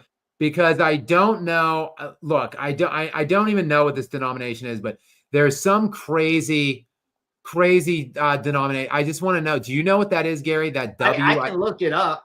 Look that up. I just want to know because I love to know where we have this international appeal here. We have a lot of people coming in from a lot of different areas around the world, a lot of different markets. I am on the East Coast in America, so it's midnight here for me, but I just love the variety of people that we bring to the lounge and just to my channel. I have a very diverse audience, and I love that. I think that's just so cool. Gary, just interrupt me whenever you have it. I think it's the currency symbol, this W with the line through it, represents this South Korea. It's also used in North Korea. So awesome. Korea. Awesome. So welcome to you, BDI from Korea. Like, that's crazy. Like, that's why I wanted to jump in and take this, because I just wanted to see where and just give a shout out in Korea to BDI, who is watching us now live. Thank you so much for supporting us and coming here and just being a part of this for all the way from Korea. I am really humbled by that. Gary, and please go ahead and read BDI's comment for us. Hey, Skap. First, rooting for your 100,000 subs. But do you think this would be an easy win for OKC? Thank you, BDI. Yes, I'm on a constant quest for 100,000 subs. Mostly everyone here in the lounge at this point probably knows it. I am about 24,000 shy still. I'm 76,000 subscribers strong right now. And my goal here is I'm tired of dragging my feet getting this. I want that damn silver plaque thing from Google. I want that little silver play button thingy with Skap Attack engraved on it. I want to slap it up on the wall behind me in the lounge. And I want it by the end of this calendar year, damn it. So hopefully by December 31st of 2025, we, because I obviously can't do shit without all of you guys, we will hopefully approach that 100,000 mark by then. And thank you, BDI, for your well wishes on that. And yes, I am a little bit behind on these, as I typically am prone to be. So I have been talking about in abundance throughout the live chat or the live stream here tonight that I do believe Oklahoma City is just going to absolutely wipe the floor with Indiana. I will be stunned if it goes beyond 5. 5 is just generous. I think it should be 4. If Indiana or if Oklahoma City doesn't get complacent and doesn't just absolutely hand over a game, I think it will absolutely be 4. 5 at most. I will be stunned if this goes 6. Stunned. While I'm down here with BDI, though, I do also just want to pull up, because Jolly Joshams is a routine sponsor here as well, irregular, and it's just, I see its color. It's like a different. It's a decent value here. So I did just want to just pop in and say thank you to Jolly Joshams, and I appreciate you, Jolly, for your continued support and kindness for us. And Gary, go ahead and read the question or comment from Jolly Joshams. They called me crazy when I said the Pacers were going to the finals during the Cleveland series. I would have been one of those people. So I am very surprised. Thunder still going to win it all, sadly. How bad do you think viewership will be with 2 mid-market teams playing? Terrible. Like I said, we're behind on these by a pretty significant margin at this point. Yeah, this, I'm trying to find out when this was sent. 11:49. So yeah, 20 plus minutes ago. Yeah, we just kind of talked about it. Hopefully, Jolly Joshams, you were in here for that. I think it has the potential to be the lowest watched finals in NBA history. The current record holder is LeBron's bubble gum Mickey Mouse championship on the Disney campus during 2021, in the whenever they played that, the late summer or something, I think. That BS COVID tournament that shouldn't have really even existed. That was basically just an installment of a way to get LeBron a fourth ring, and nobody cared. Accordingly, 7 million people on average watched that game. That's pathetic. 7 million people on average watched that game. Crazy. Per game. And then the lowest otherwise, 9.5-ish for that Nets Spurs series, which would have been, Gary, what? What would it have been? 03. Net Spurs was 03. 03. Okay, 03, right. I think this one has the potential to outdo both of them, but we'll see what the end result is, what the end averages are. But Jolly Jostens, again, thank you. And on my way back up to the top, where I left off, I do just want to also give Lester's Banana a shout out, who has given us, I don't even know what this is, a super sticker. I don't know what that is, but Lester's Banana, I'm still working on it because this was such a large banana, but I'm down very low. I'm down to like the nub, Lester. I hope you're still here. So I'm just going to have another bite of your banana here. Gary, do you know what a super sticker is while I eat this banana? Maybe you can explain that to me. It's a similar thing as the super chat. I'm really not sure what the difference is exactly, to be honest. Okay. I think that some of the super stickers have you can put like a moving animated emoji or something on it. It doesn't appear like he did that. I think that's the difference, but he didn't include one. I'm really not sure. Well, I just wanted to shout. I saw it just stuck out as red, and I saw it was Lester again. Lester's been waiting for the banana. I've been eating the banana throughout this live stream. But my best friend / assistant Luna has been helping me with having some nibbles of the banana as well. So I just wanted to get back and give Lester another shout out. Lester, you're welcome. I hope you enjoy. I hope you have enjoyed this banana centric live stream. You've earned it. Okay, next in we're back now to the Enforcer, who is typically all over these super chats. So many thanks for your continued donations, Enforcer. I really do appreciate it. And Gary, what is the? It looks like we have a banana comment. So I'll take another bite of this banana, Gary, while you go ahead and read this one. The Knicks did in game 1 what Lester wants you to do to that banana.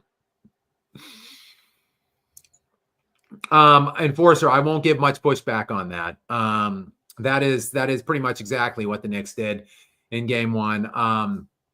It was not pretty. Like I said, one of the absolute Mount Rushmore, like a historic, legendary, iconic choke job for the ages by the Knicks. Something that, look, this is the one bit of solace I think that New York Knicks fans can take. Which Cuse Mode, I still haven't seen Cuse Mode. Maybe we should send a wellness check. Does anyone know Cuse Mode personally here in the lounge? Can you send somebody out? Can you call, text? Like, just let me know if Cuse Mode Jimbo's holding up tonight after the series ends. But the one bit of solace, I think, New York, let me just make you feel a little bit better, is that they had no chance to be even remotely competitive in the finals. Like, I think for me as a Nuggets fan, quite frankly, I would have felt better about the Nuggets not getting over the hump had the Celtics been there waiting, because I think the Celtics, look, I think the Nuggets could have probably beaten the Celtics, but it would have been a really tough challenge. Now that the Knicks are there, or I'm sorry, the Pacers are there, now I'm sitting back and I'm like, oh, well, now I feel really shitty about this Nuggets loss, because they basically would have won the title if they just got by that 7th game or got by that series somehow. But look, you can take the solace, Knicks fans, that you had no chance to win this series in the finals. So, like, okay, it's cool to go to the finals. It's cool to get back for the first time in 25 years. I get it. Winning this series is better than losing it. But ultimately, you didn't like gag a championship away. Like, you didn't leave a championship on the floor here, because you would have gotten massacred by the Thunder in this round anyway. Probably it would have been closer, more competitive, actually, I think, than the Pacers are going to be. But you wouldn't have had any chance of winning it. So that's the one bit of solace I can give to you, New York, out there. We've got 10-1 Love 10. Interesting handle, and one that I don't readily recognize in the sponsor area. So 10-1 Love 10, many thanks to you for coming in and dropping us a little sponsorship here in the lounge. I do appreciate it. And Gary, go ahead and read whatever the question or comment is. Small market final, does that matter to you? It doesn't matter. We've been talking about it for the last like half an hour now. It doesn't matter to me. I think, look, I'm a big Nuggets fan. They're a small market. I think, though, it matters in terms of the ratings and the watchability for most casual fans. I think it does. And I think the NBA, therefore, it matters to the NBA and the NBA's bottom line. The fact that I think they've had a relatively entertaining and successful postseason with a bunch of younger unknowns, so to speak, younger unknowns as compared to LeBron, Steph Curry, Kevin Durant, who really were none of them prominent factors into these playoffs. So I think that it's been pretty good for the NBA by and large, but now it's going to end on a really crappy note because nobody's going to watch this finals. Nobody's going to care about it. It's not only is it the small markets, not only are they not huge fan bases, but they also, this is just such a massive mismatch that, not only is it probably going to be a sweep, like it's going to be like a 20-point game every game. So like, it's just unwatchable. So I think all of those things are kind of combining to factor and play against the NBA. And it's going to look bad for them on the way out this year, unfortunately. Next, we've got Xavier back in. Xavier DeGod again. Welcome back in, Xavier. Yet another super chat for us. Thank you for your ongoing sponsorship. And Gary, what does this one from Xavier DeGod say? What's more embarrassing, get blocked or ball stolen? I think we're carrying on from last night's conversation. For those of you that were not there when we were talking about it, is it embarrassing to get dunked on, get your ankles broken, or get a 3-shot in your face? And I think, look, getting a 3-shot and getting dunked on will happen, obviously. If you fall to the ground, if someone shakes you, crosses you up, and you fall to the ground, that's pretty humiliating, I think. Now, if in terms of getting blocked or the ball stolen, I think I'd say getting blocked is more embarrassing than getting the ball stolen. To me, I think. I don't know, Gary. Do you have any input on that? Not really. I mean, it's just part of the game. That stuff happens. You're going to get blocked. You're going to get stripped at times. Yeah, I would, Xavier, if I'm answering the question, my answer would definitely be getting blocked. I'll tell you what's embarrassing, the way the Knicks played tonight. How about that? That's embarrassing, trying to force up a bunch of threes when your shot's not falling and you don't even switch up your game plan at all. Not having good floor spacing, not having team fluidity, not passing the ball, no good ball movement. That is embarrassing. Gary is just not going to relent on this next point. And of course, but I said the same thing to the Celtics. I say it all the time. It's not, I don't only say it for the Knicks. I say that if you're making effort, you know what's embarrassing? Not making effort. That is what is embarrassing. If you make effort and you get stripped, so be it. You get blocked, so be it. At least I'm trying. You can't control when your shot falls and when it falls and when it misses. But what you can control are trying to take high percentage shots, putting yourself in position to take a good shot. If you miss, then you miss. But put yourself in the best position possible. And when you continue to not know how to do that, that is embarrassing. I won't give you much pushback there, Gary. Next, though, we have Giuseppe DeRosa in again with a pretty interesting question, I think. Giuseppe, thank you for your continued support of us and also for a good question here. Gary, go ahead and read the question. Who is Jordan's hardest team opponent? Opponent. Yeah. So this is, I just want to pull up. I want to see exactly how many. I just want to see how many wins a team had one of these years.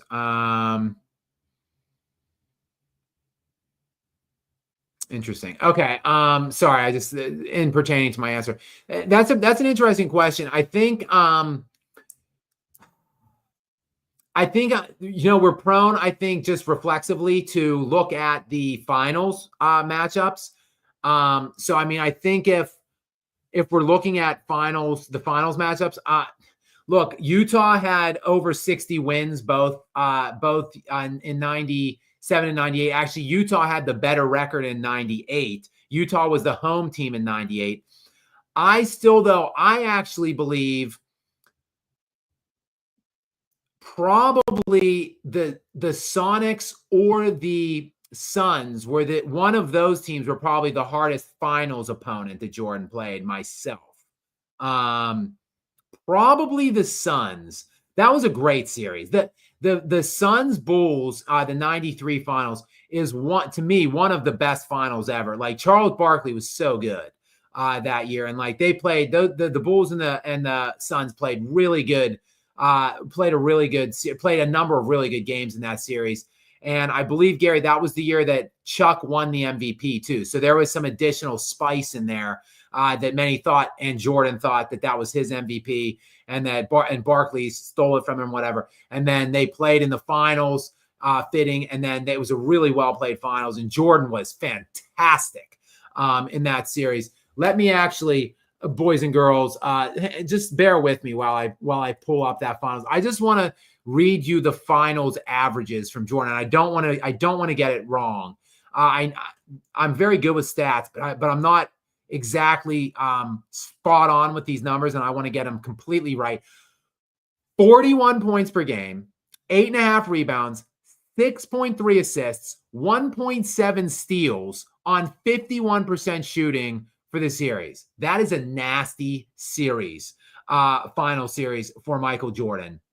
But look, Barkley was no slouch in this series either. 27, 13, and 5.5 for him. So 27 points, 13 rebounds, and 5.5 assists per game on 46%. Really, and then look at the other complementary performances on the Suns. 17 points per game from Kevin Johnson. 17 points per game from Dan Marley. I mean, like really just a high caliber series. Close games pretty much throughout all of them. Like I'm looking at these finals. None of these games were blowouts. There, of course, one of them I think was the overtime, that overtime thriller. I think it was game 4. Hang on one second here. It was not game 4. But look at the game 4 line from Jordan. I mean, 55 points for Jordan in that game. 55 points on 57% shooting. Like, guys, if you didn't see Michael Jordan play, which I probably am like kind of too young too to remember this series, but this was a insane series. Every game was close, and the final game, the Bulls won 99-98. So, I mean, just to me, probably the Suns were the hardest, I'd say the hardest finals opponent, but the Knicks, Jordan didn't play many game 7s. The Knicks took him to a 7th game, and the Pacers in 98 took him to a 7th game. So, I mean, probably I would have to say one of those teams, because they got to a 7th game, whereas none of these other teams could. So that would probably be my answer.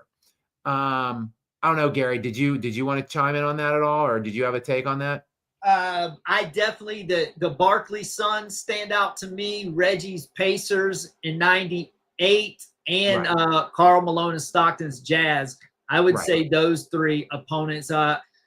Assuming you're talking about after the Bulls' reign started and not before. If before, then obviously Celtics and Pistons and Lakers. But I'm assuming you're talking about since they started the dynasty. And that's fair too, because we did not specify if indeed we're talking about, like of all time, because Jordan played the Celtics, the 80s Celtics, multiple times throughout his career. I think he played the 86 Celtics, but let me just make sure of that before he did. So he played to me, the 1986 Celtics are in the mix of the best team ever, the all-time GOAT team. Like there's only 5 or 6 teams, I think, that have a case to be the one team. And the 86 Celtics are unequivocally in the mix. 4 or 5 Hall of Famers. They had the MVP that year, 3 All-Stars, the 6th Man of the Year in Bill Walton. That they lost 1 game at home, I think, all year, including regular season and playoffs. 1 game.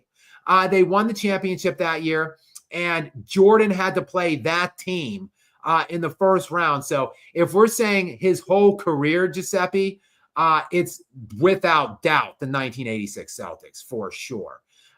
Next, we've got Xavier back in again, yet another one for Xavier. What is I think this is a pickup commentary on my me saying I prefer to play indoor versus out. Go ahead and read this one from Xavier, Gary. I prefer playing outside street ball with a single rim in either a chain net or a regular net more than playing inside gym ball. Yeah, I had to switch my game up so much when I played outside to when I played inside. My game was predicated primarily on I was pretty much a shooter, but I had some athleticism. I could get to the rim. But playing inside opened my driving lanes up so much more because I was a very good outside shooter. So generally, like you needed to respect the shot. So then that made my driving lanes much easier. Outside, my shot always kind of faltered a bit because of the aforementioned things that I complained about: sun, wind, not total regulation, height, rims, double rims, netless rims. So basically, like I just had to try to attack the rim at all times outside. But then it's harder for me to get any kind of driving lanes because really my shot was not a factor outside. So that's why, like, I will always, Xavier, favor playing indoor versus out. We've got Massive Dumper. Actually, Massive Dumper, I believe, started. Massive Dumper did start the party off in the sponsor area tonight. He was the very first sponsor of the show tonight. Before we even went live, he was in. And now Massive Dumper is back here about 45 minutes ago. Now I am so far behind on these. Guys, I apologize. Hopefully you're all still with me. We're about an hour and 46 minutes in to the Skap Live After Dark session tonight.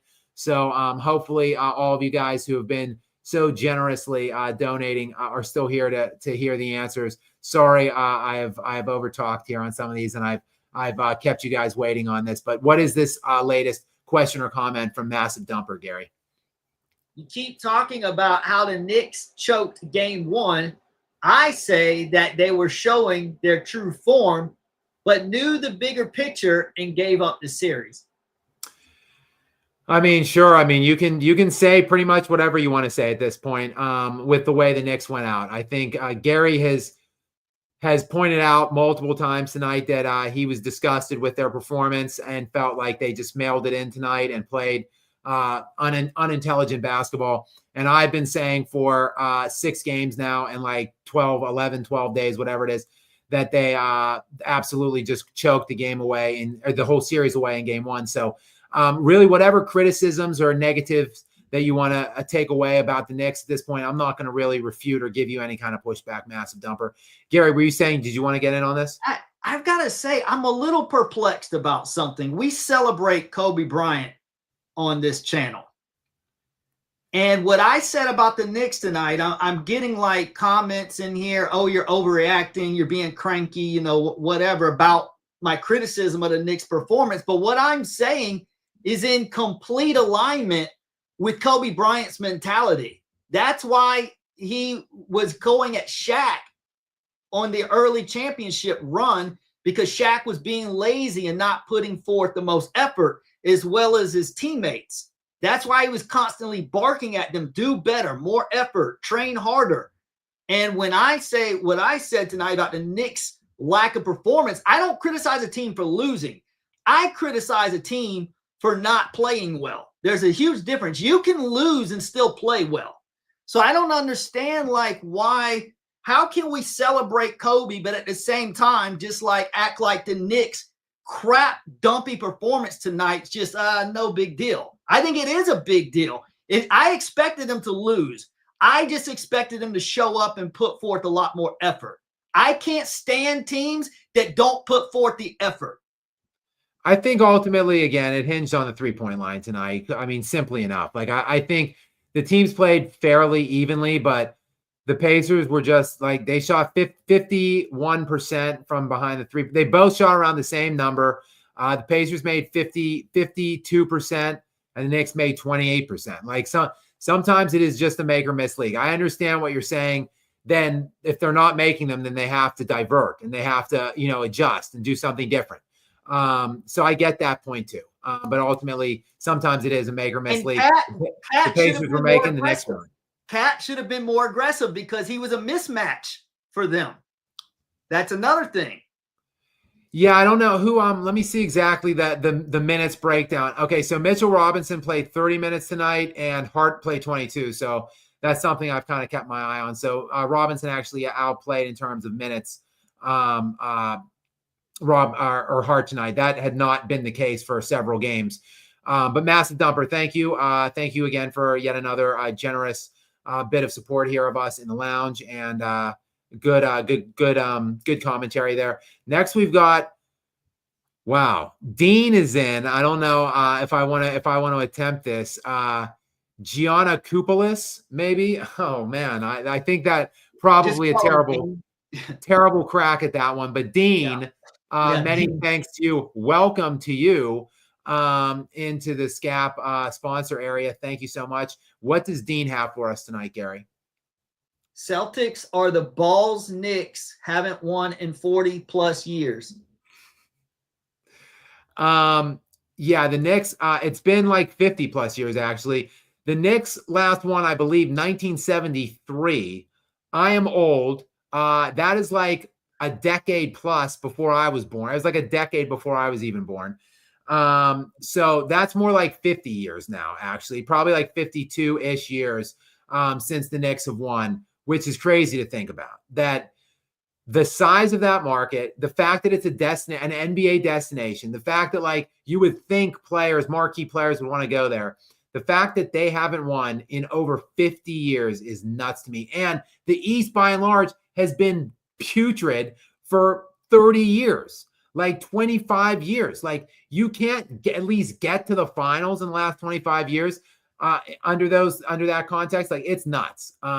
So Dean, yeah, it's pretty pathetic. I'm not going to lie to you.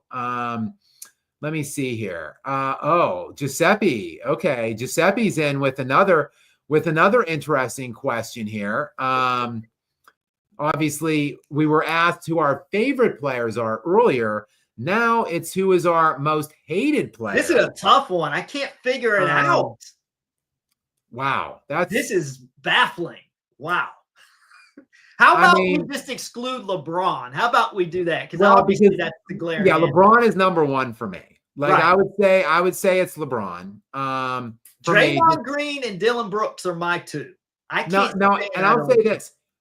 Duncan, I really like Duncan, actually. I respect him. I have him very highly. Duncan is the biggest thorn of my side, basically, because as a Kobe fan, and I'm sure you probably felt about Kobe like this as a big Duncan fan, Gary. Right. Like they were just so great that they hurt each other so much. Like had Duncan not been there, Kobe would have probably won 7 or 8 rings. Had Kobe not been there, Duncan would have won 7 or 8 rings. Right. So like, but because Duncan's so great, I respected him, so I don't hate him. Exactly. Same with me with Kobe. Right. Exactly. And that's the difference with LeBron. LeBron he's such a scoundrel in the way that he's went about doing things. And it's so scummy that he doesn't command respect or demand it. So like, that's why I dislike LeBron so much because he's just done so many seedy, underhanded things to undermine himself and the game of basketball that I just hate him for that. Other than that, Gary, people think Skap Attack attacks all the time, but I'm a loving guy. Like I don't hate that many players other than that. Like probably Draymond Green would be the next one that would come to mind. For me, yes. So we're in alignment on that one. And Dylan Brooks, I can't stand him either. I'd agree with that one too. But good question. Next, we've got Stephanie, and Stephanie has been a very active supporter of us here in the lounge. Stephanie, thank you to you, and welcome back into you. And Gary, I saw Stephanie. I mentioned some some comments that you made earlier over in the regular chain. So I do look at that as well all the time. So thank you for you were making me laugh before I went live. So I appreciate that. But what is this latest super chat? And thank you, Stephanie, for your continued support of us. Gary, go ahead and read the question or comment here. I love the one time you started. Well, wow. LOL, that one was gold. And also I wonder, what if Tyrese beat some people that voted him overrated? Yeah, I mean, well, Stephanie, thank you. I did do well once. I do well, holy crap, sometimes, and then I do some other choice language, but I might have to bleep it out. So depending on how insane and crazy and outlandish what I just saw was, will kind of dictate what word follows the well. And I agree. This Tyrese Halliburton is overrated thing is aging very poorly. Like, it is not looking. The longer we go, the worse it looks. Now, a lot of these Tyrese Halliburton haters are gonna crawl out of the woodworks within the next week and a half when they get absolutely slaughtered by the Thunder, and he's gonna look really bad in this series because the personnel dictates that of Oklahoma City. Like, they've made practically everyone look bad. Like, okay, Nikola Jokic, 28 points, 15 rebounds, 6 assists on 48% shooting. That's like historic numbers. But so that while it doesn't look bad necessarily, it's bad in his context. Like, he's under 10 assists against them and under 50% shooting. So like they neutralize him to at least some degree. Anthony Edwards looked horrible in like 3 of the 5 games. So this team makes pretty much everybody look at least lesser than what they are against everyone else. And I think in particular, Halliburton has a really, really poor matchup for himself. I think it's not going to look pretty moving forward, and they will all be back. The haters will be back. Nonetheless, Halliburton should keep his head held high after this season. It's been a great season for him, a great playoffs for him. So I'm not going to judge him based on the veracity of what's about to happen in this next series, because it ain't going to look good at all in this next series. But Stephanie, thank you so much for coming in, and again, for your continued support. We've got Dylan back in again. Dylan, thank you. Welcome back into you. Gary, what is this latest, I don't know, third or fourth, whatever, super chat that Dylan has laid on us here? What's this one say? What moves can the Magic make to win the East, Skap? Get Giannis? You know what? I'll even say I don't think the Magic are that far away, though. I really like the Magic. I think they were kind of a year ahead of schedule this year. Not a great matchup for them, obviously, against the Celtics in that first round. But I think they were kind of a year ahead of schedule. They dealt with a lot of injuries to their principal, Franz Wagner and Paolo Banchero.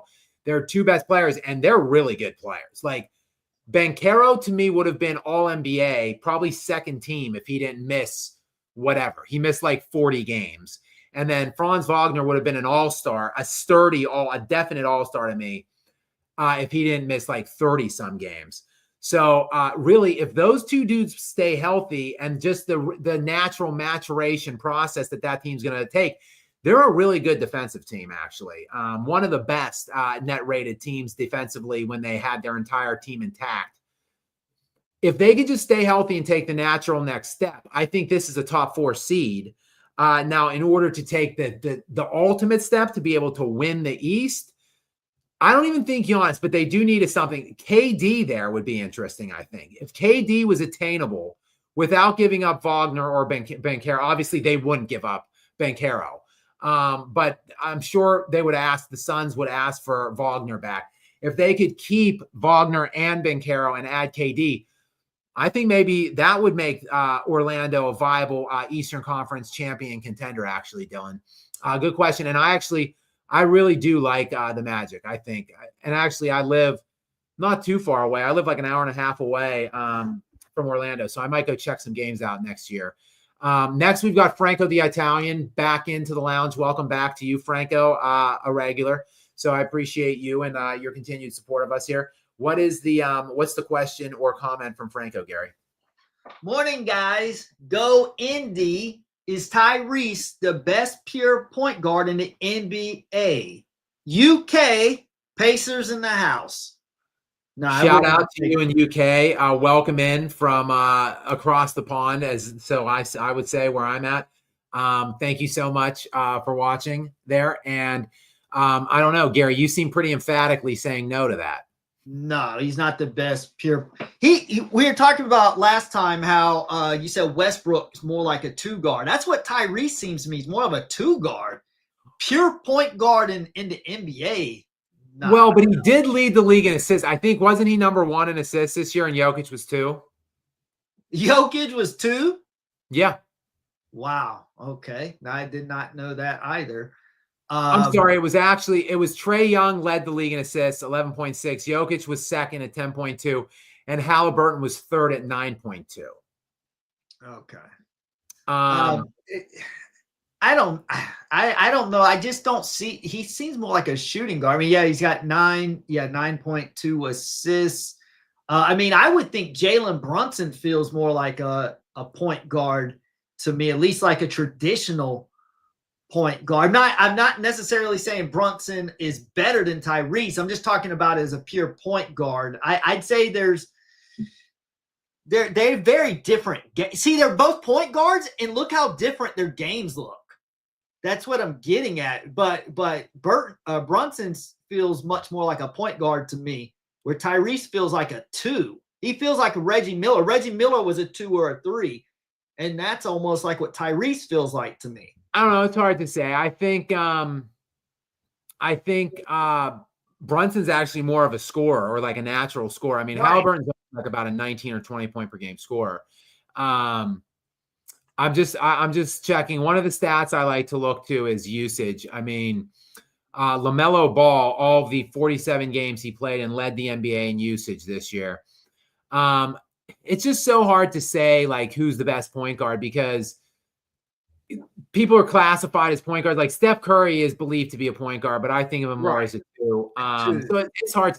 Like I said, Nikola Jokic is basically, maybe Nikola Jokic is the best point guard, but he's also 7 feet tall, 280 pounds, and plays center. So, it's hard to say exactly like who's a point guard. Like Luka Doncic kind of plays, point forward too. I think he's very effective at that, but I think Tyrese Halliburton's in the mix. He's back-to-back All-NBA third teams. I think he's a great up-and-coming star. I said after that one massive game that he played a few games ago that he's a top 10 player coming into next year. And then I kind of revoked that with the next game that he played. But I do have some respect for Halliburton. He's in the mix. I wouldn't say he is the best, but he's in the conversation. Yeah, to me, when I think of a point guard, I think of John Stockton, Isaiah Thomas, Jason Kidd, Steve Nash, CP3. Those are like pure point guards to me. Whereas Tyrese is nothing like those guys. He's more like a shooter. He's more like Reggie Miller than John Stockton. Yeah, there really are no just straight facilitator ones anymore. Like they can all score. They all do look for their own shot. I mean, like Steve Nash might have been the last like pure one. And even Nash scored like 19, 18 points here or there, whatever. So, I still like, it's just rare to see that kind of like a John Stockton like player in today's day and age. They are the quarterback of the team. True. They're the engine that makes the team go. And that's another reason the game, because the positions are blurred now. And since doing that, the game is just not what it used to be. It's not structured the way that it used to be. And it's affecting for the negative the quality of play now. That's one of the problems we have going. Like the point guards shoot too much. Point guards are supposed to pass first, shoot second. Fair. Thank you, Franco, for that. Drew Holiday is a good one now. I think he's a good point. I'm not saying he's explosive, but I'm saying he's a good pure point guard who plays defense and passes first. Yeah, I mean, I don't know. It's good. It's hard to really quantify what is a pure point guard. I think today it's a tough question to answer, but nonetheless, Franco, thank you very much for your continued support, and thank you for the question. We've got Robin now, yet another regular. Rob, okay. Rob's got something for us here. Rob, we were talking 93 finals. What is the? Go ahead and read this comment here. Disagree about 93 finals being the best. You didn't say that was the best, did you? No, but I think it was a really well played series. Like I just think it was a really close series. Okay, I agree. Best finals was 94 Knicks and Rockets. That was a really good one. Ewing versus Hakeem, 7 games of tough defense, and nobody scored 100. Yeah, also, both of these, or all 7 of these games, also very close. None of them by double digits. Yes, no team. The biggest win was game 4, 9 points by the Knicks. So all very close, hard fought, tight game. So yeah, absolutely. Like this was another great series. No disagreement there. And that's one of the first that I watched. I think that is the first real series that I remember watching. If you guys aren't old enough to remember that, there was the famous break into the coverage for the O.J. Simpson Bronco chase during that series. Was they preempted coverage of it, like one of the beginnings of one of the games, to discuss that developing story. So that kind of, I always think of that moment hand in hand with that series. I was like very young, 10 years old or something like that. Massive Dumper back in again. What is up, Massive Dumper, this time, Gary? What does Massive Dumper have?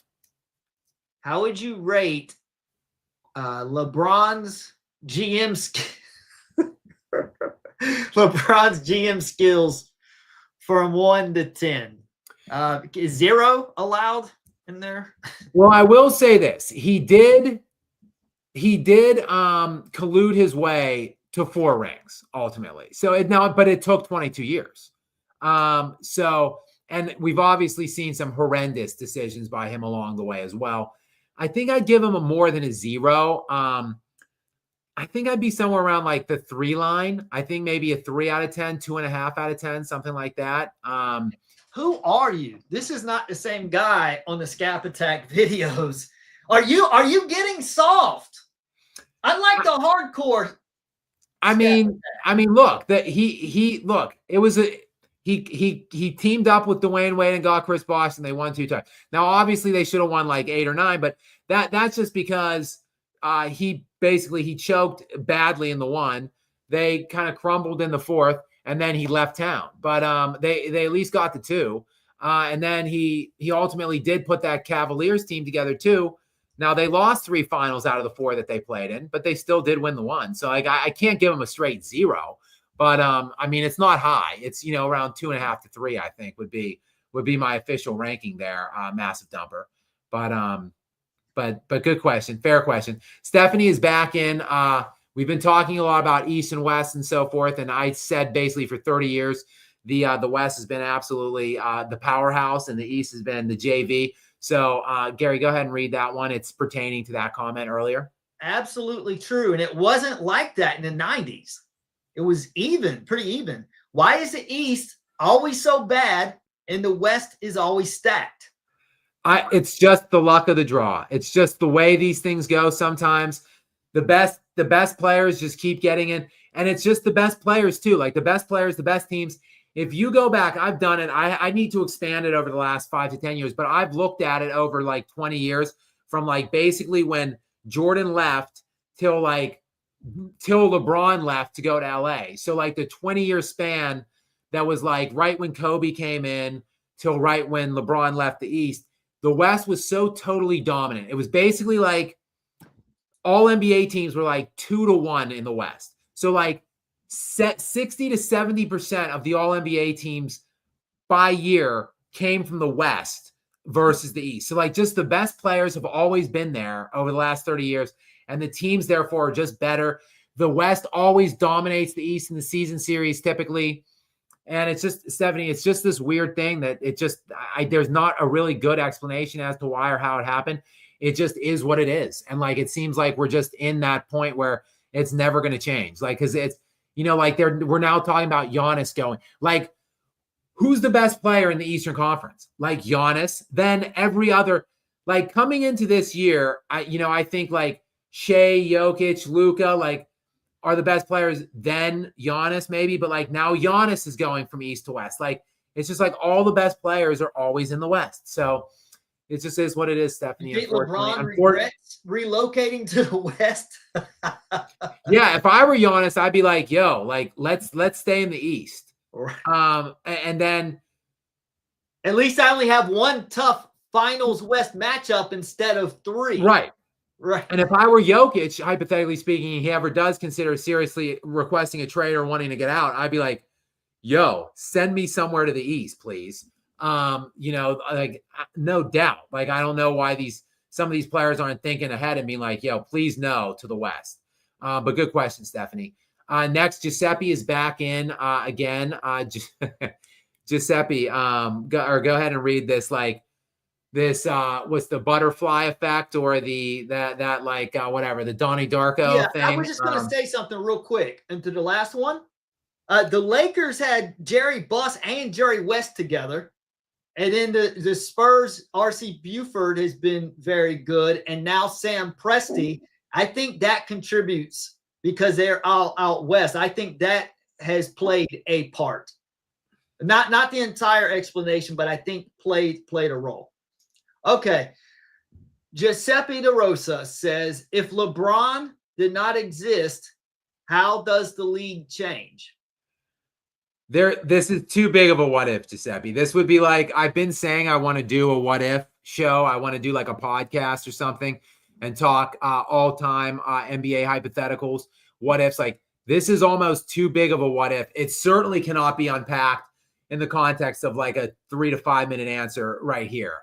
This would be like a 2 to 3 hour, I think, show discussing like the full ramifications of if LeBron did. But like, I mean, obviously, look, he's the guy's the consensus second best player all time. He has a number of records. So just right off the bat, like many conversations would look different based on that. And then obviously, like, Kevin Durant and Steph Curry would have never teamed up. Dwayne Wade probably would be regarded as even a better player than he already is. It's just probably the player empowerment thing never really happens. The super teams never happen. I think maybe we don't plunge into the depths of darkness and decay of the NBA that it's been in the last like 15 years under his watch. I think he's the preeminent overriding figure in leading the destruction of the NBA. So like, I think really the league as a whole would just be healthier and better looking. The outlook and the future of it would be better, I think, and not shrouded in uncertainty and darkness like it is now. So, I think that overall we would just all be better off as basketball fans if LeBron didn't exist. But too much for me to really unpack in any more like depth or detail, Giuseppe. But good question, and I see you working out there. Making conservatism look cool is in now. Welcome into you, making conservatism look cool. And thank you for supporting us here in the lounge on Skap's Live After Dark. So, Gary, go ahead and read this question or comment from Making Conservatism Look Cool. Why is the legacy sports media already chirping about Ant-Man needing more help? Yeah, it's annoying to me. I did a video on this, actually. I'm not sure if you're just referring to my video or if you're just asking in general, but I did do a video recently about it, like within the last like few days, like right after they were eliminated. Because I see a lot of people saying like, oh, how can we get KD to Minnesota? Like, why does he need anything else? He's got a perennial all-star, a guy in Julius Randle who made 2 All-NBA. He made a second-team All-NBA and a third-team All-NBA in 2 of the last 4 seasons. He's a fringe All-Star every year. So, like, that he's healthy. So, like, he's got that. He's got a budding defensive stalwart stud in Jaden McDaniels, who just averaged 15 points per game, as well as his defensive speciality in these playoffs. He averaged 15 per game. Say what you will about Rudy Gobert. Everybody hates him and thinks he's terrible. He's a 4-time Defensive Player of the Year. Naz Reid won 6th Man of the Year. He's, to me, the best bench player in the NBA.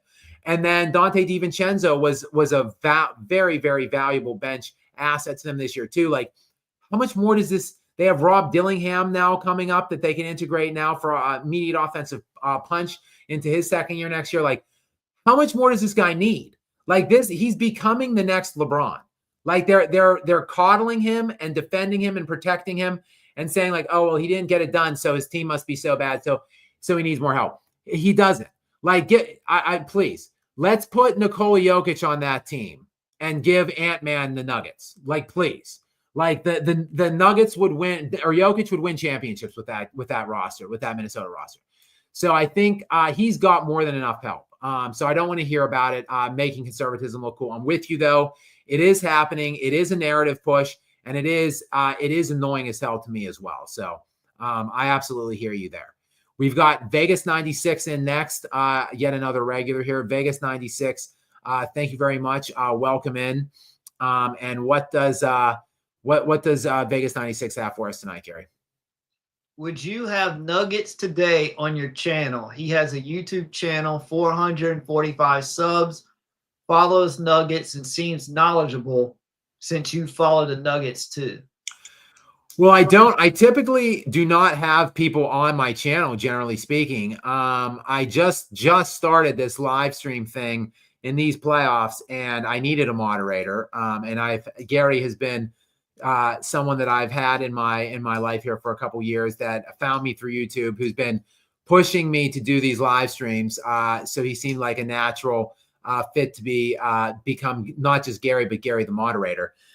So he's pretty much the only person I've had on my channel to this point. I don't know many other YouTube. Like I know I've collaborated with Johnny Arnett, who's a bigger YouTuber. I did a podcast with him. And he actually was in one of these lives not too long ago. He gave us a super chat shout out. So I am friends with Johnny as well. So, and then there's a couple others, AOH, I know somewhat. That's Angry Old Hoops Head, and a couple others. But other than that, like I don't really know many YouTubers. I'm not familiar with many. I don't follow many. I don't collaborate with many.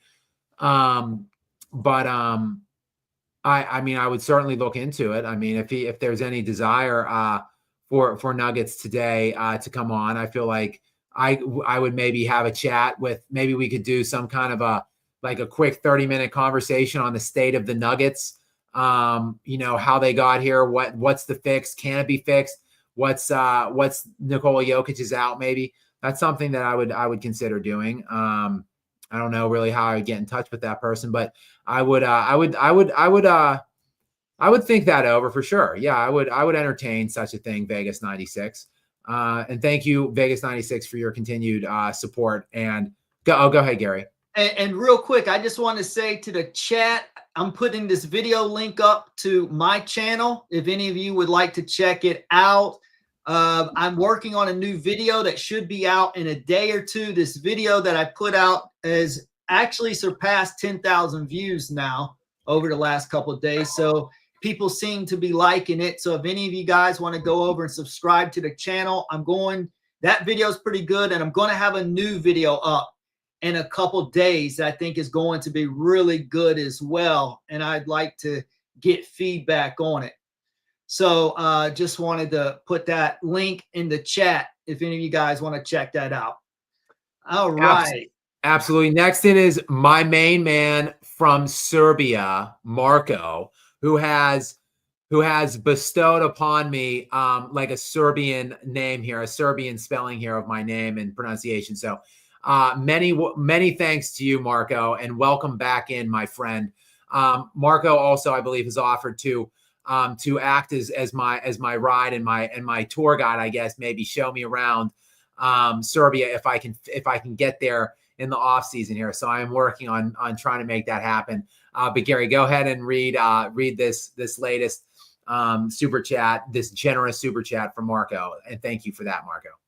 This is a interesting question. It's a bit of a hypothetical. He says, "Hi guys, knowing Denver's terrible in money and draft situation, let's imagine someone would take Murray, Porter Jr., or anyone else. What realistic names you think would fit the best in Denver? Skapage number one." Thank you, my friend Marco. I appreciate that. I think a name that they've been linked to multiple for basically like the whole last year or whatever. Maybe it was just wishful thinking on me, but it's Cam Johnson. I think Cam Johnson would be a perfect fit for them. If they could somehow turn Michael Porter Jr. into Cam Johnson, even if they have to give up every pick swap and whatever, and their one valuable tradable pick asset, which is not till 2031, and then I think they have 2 pick swaps available in 2026 and 2028. Even if they have to give up both those swaps and the 2031 first, if they could somehow turn Michael Porter Jr. into Cam Johnson, that would be like a big get in my estimation. I would be really excited about that. I don't think it makes them competitive with the Thunder, but I think, look, they probably already are the second best. Not that they're the second best team. I think they could beat any other team, though, in a best of 7 other than the Thunder. But that would make them, I think, a much better team, in my opinion, overall. He could still shoot a little bit, but he's far more athletic. He can put the ball on the ground, too, and then he's better defensively. So Cam Johnson would be my wish list. A lot of people, Marco, are going to be talking about Kevin Durant. I don't really like that. I don't want to get caught up in that whole thing and whatever. Leveraging whatever little future outlook you have for a 37-year-old that's probably going to miss 30 to 40 games this year and then maybe not even be available in the playoffs and will make you arguably worse on defense. But Kevin Durant's one name that's probably going to be bandied about. And then I'm trying to think. I'm drawing a complete blank now. Oh, my gosh. This was another name that was linked to them around the trade deadline. I'm drawing a complete blank. Not DeMar DeRozan. Where did this guy go? What position? I think he went ultimately. No, it was DeRozan that went to the Kings. No, it was Zach LaVine was a name that I kept seeing around trade deadline. Like, oh, Zach LaVine for Michael Porter Jr. And to me, I was like, well, that's kind of just a neutral move. But now I've rethought that after seeing these playoffs. Like, I would much rather have Zach LaVine than Michael Porter Jr. So, if that's another name that, so basically Cam Johnson and Zach LaVine, 2 names that were kind of being brought up around the Nuggets last year during the trade deadline, are 2 that I would still be very interested in and re-engage those teams with and see if there's any interest that maybe Michael Porter Jr. and a couple pick swaps and a pick can maybe turn into those guys. Like, I would take either one of them over Michael Porter Jr. But great question, Marco. And actually, let's just jump down. Marco sent another one, so let's just jump down to Marco here and hit this one too while we're talking to Marco. Gary, what is this one from Marco say? LOL, 7 a.m. here. It'll be long night for you 2 boys. So good morning to you, Marco. Yes, it's morning for you. It's late for us. It's 1 a.m. For me, but not that late. I've been on here much later, after these, and Gary too, obviously, these West Coast, whenever the games were tipping at like 10:30, 10:40 p.m. on the East, like they'd be over by like 1-ish. We'd start at 1. Some of them would go like 2.5, 3. It'd be like 3:30, 4 a.m. almost, and we were still on here. So it's 1 o'clock is like actually not that bad. So, and we're working to the end here. So we're almost done. We're about 2 hours and 22 minutes in to this lounge session. So we're almost at the finish line though. Almost made our way through. Again, a very generous night here from all of you guys. 38 super chat things and all. So again, many thanks to you guys and your continued support. We've got Vegas 96, speaking of continued support, back in again with another super chat for us. And it actually, Vegas 96 is older than me. I love to see people who are older than me. It makes me feel good inside about myself. It makes me feel like, oh, I am still kind of young when I see someone that is older. So Vegas 96 is actually older than I am. So thank you, Vegas 96, for dropping your age and making me feel good. What is the comment, though, here, Gary? I'm 46. I remember the 94 finals starts 2 of 17. I thought it was 2 of 19. I'll have to Google that up to verify. Let's just put an end to the speculation now. I'm trying to remember what game it was. I think it was 7. It was game 7, right? Yeah. So game 7, which was 90-84. 2 of 18. Imagine that. And it was, hang on. Are you on it already? It says John 2 of Stark 18. struggled, Yep. scoring only 8 points on 2 2 of 18. 18 for 8 points in a game 7 that you lost by 6. Ouch. Just absolutely brutal. Vegas 96. Yeah.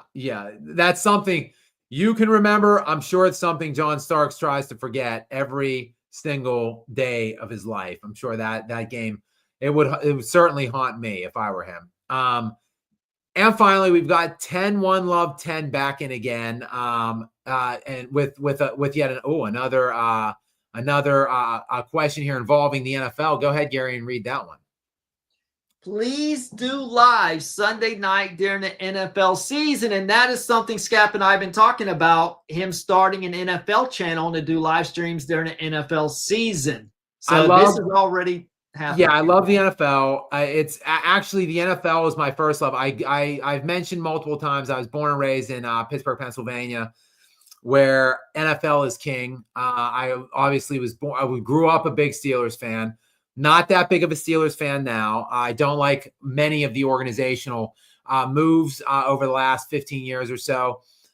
So I've kind of soured on them, but still the NFL, I was absolutely glued to it growing up. I watch very, very closely now. I'm in a very high stake, very competitive fantasy football league. So I really hang on the NFL. I watch it and study it and evaluate it every bit as much, if not more, actually, than the NBA. So it's just that I kind of got kicked off on YouTube with the LeBron stuff, which spiraled into NBA, which I've done some NFL stuff on my channel as it stands now. And it's something that I want to get into much more moving forward, just NFL coverage in general, because I do love the NFL. And I am a very, very avid follower of that. So, and then, yeah, maybe I could definitely do some live streams. I have like a Sunday tradition as it stands right now. So I don't know, but maybe the non-Sunday games, maybe like Monday night, Sunday night, and Thursday night or something like that. I could do like primetime live streams or something like that. Watch party, something along those lines. But yes, I will be doing more NFL stuff for sure. 10-1 Love 10. And thank you for that suggestion or recommendation. And hopefully there's some people out here that would be interested in that. And I said finally, because that was the last one, but now Giuseppe is back in with yet another super chat for us. So we're now in the end game. I'm trying to sign off. We're at 2.5 hours. It's 10 after 1 here for me. I'm on the close down mode, but now this typically the time of the night where we will get rapid fire of additional super chats. So we'll see if that happens or not. This, as for right now, finally, Giuseppe is in with our last super chat of the night. Gary, go ahead and read this latest one from Giuseppe. As someone who lives in Miami and Seattle, I'm definitely sad that we no longer have the Supersonics. What new cities do you believe could become an NBA team? Seattle, they need to get a team. They never should have lost. OKC should have just been an additional expansion team. Yeah, you said it in your question. Like Seattle is for sure a team that I think deserves to have is a city that for sure deserves to have a team back. I think they're a great fan base for it. I think they could support an NBA team, and I would love to see the Supersonics back. If I were to pick one alternative location, again, selfishly, I literally just mentioned growing up in Pittsburgh, Pennsylvania, where the NFL is king. But I would love to see an NBA team in Pittsburgh. And I go back there often. My mom and dad still live there in the same house that I was born and raised in.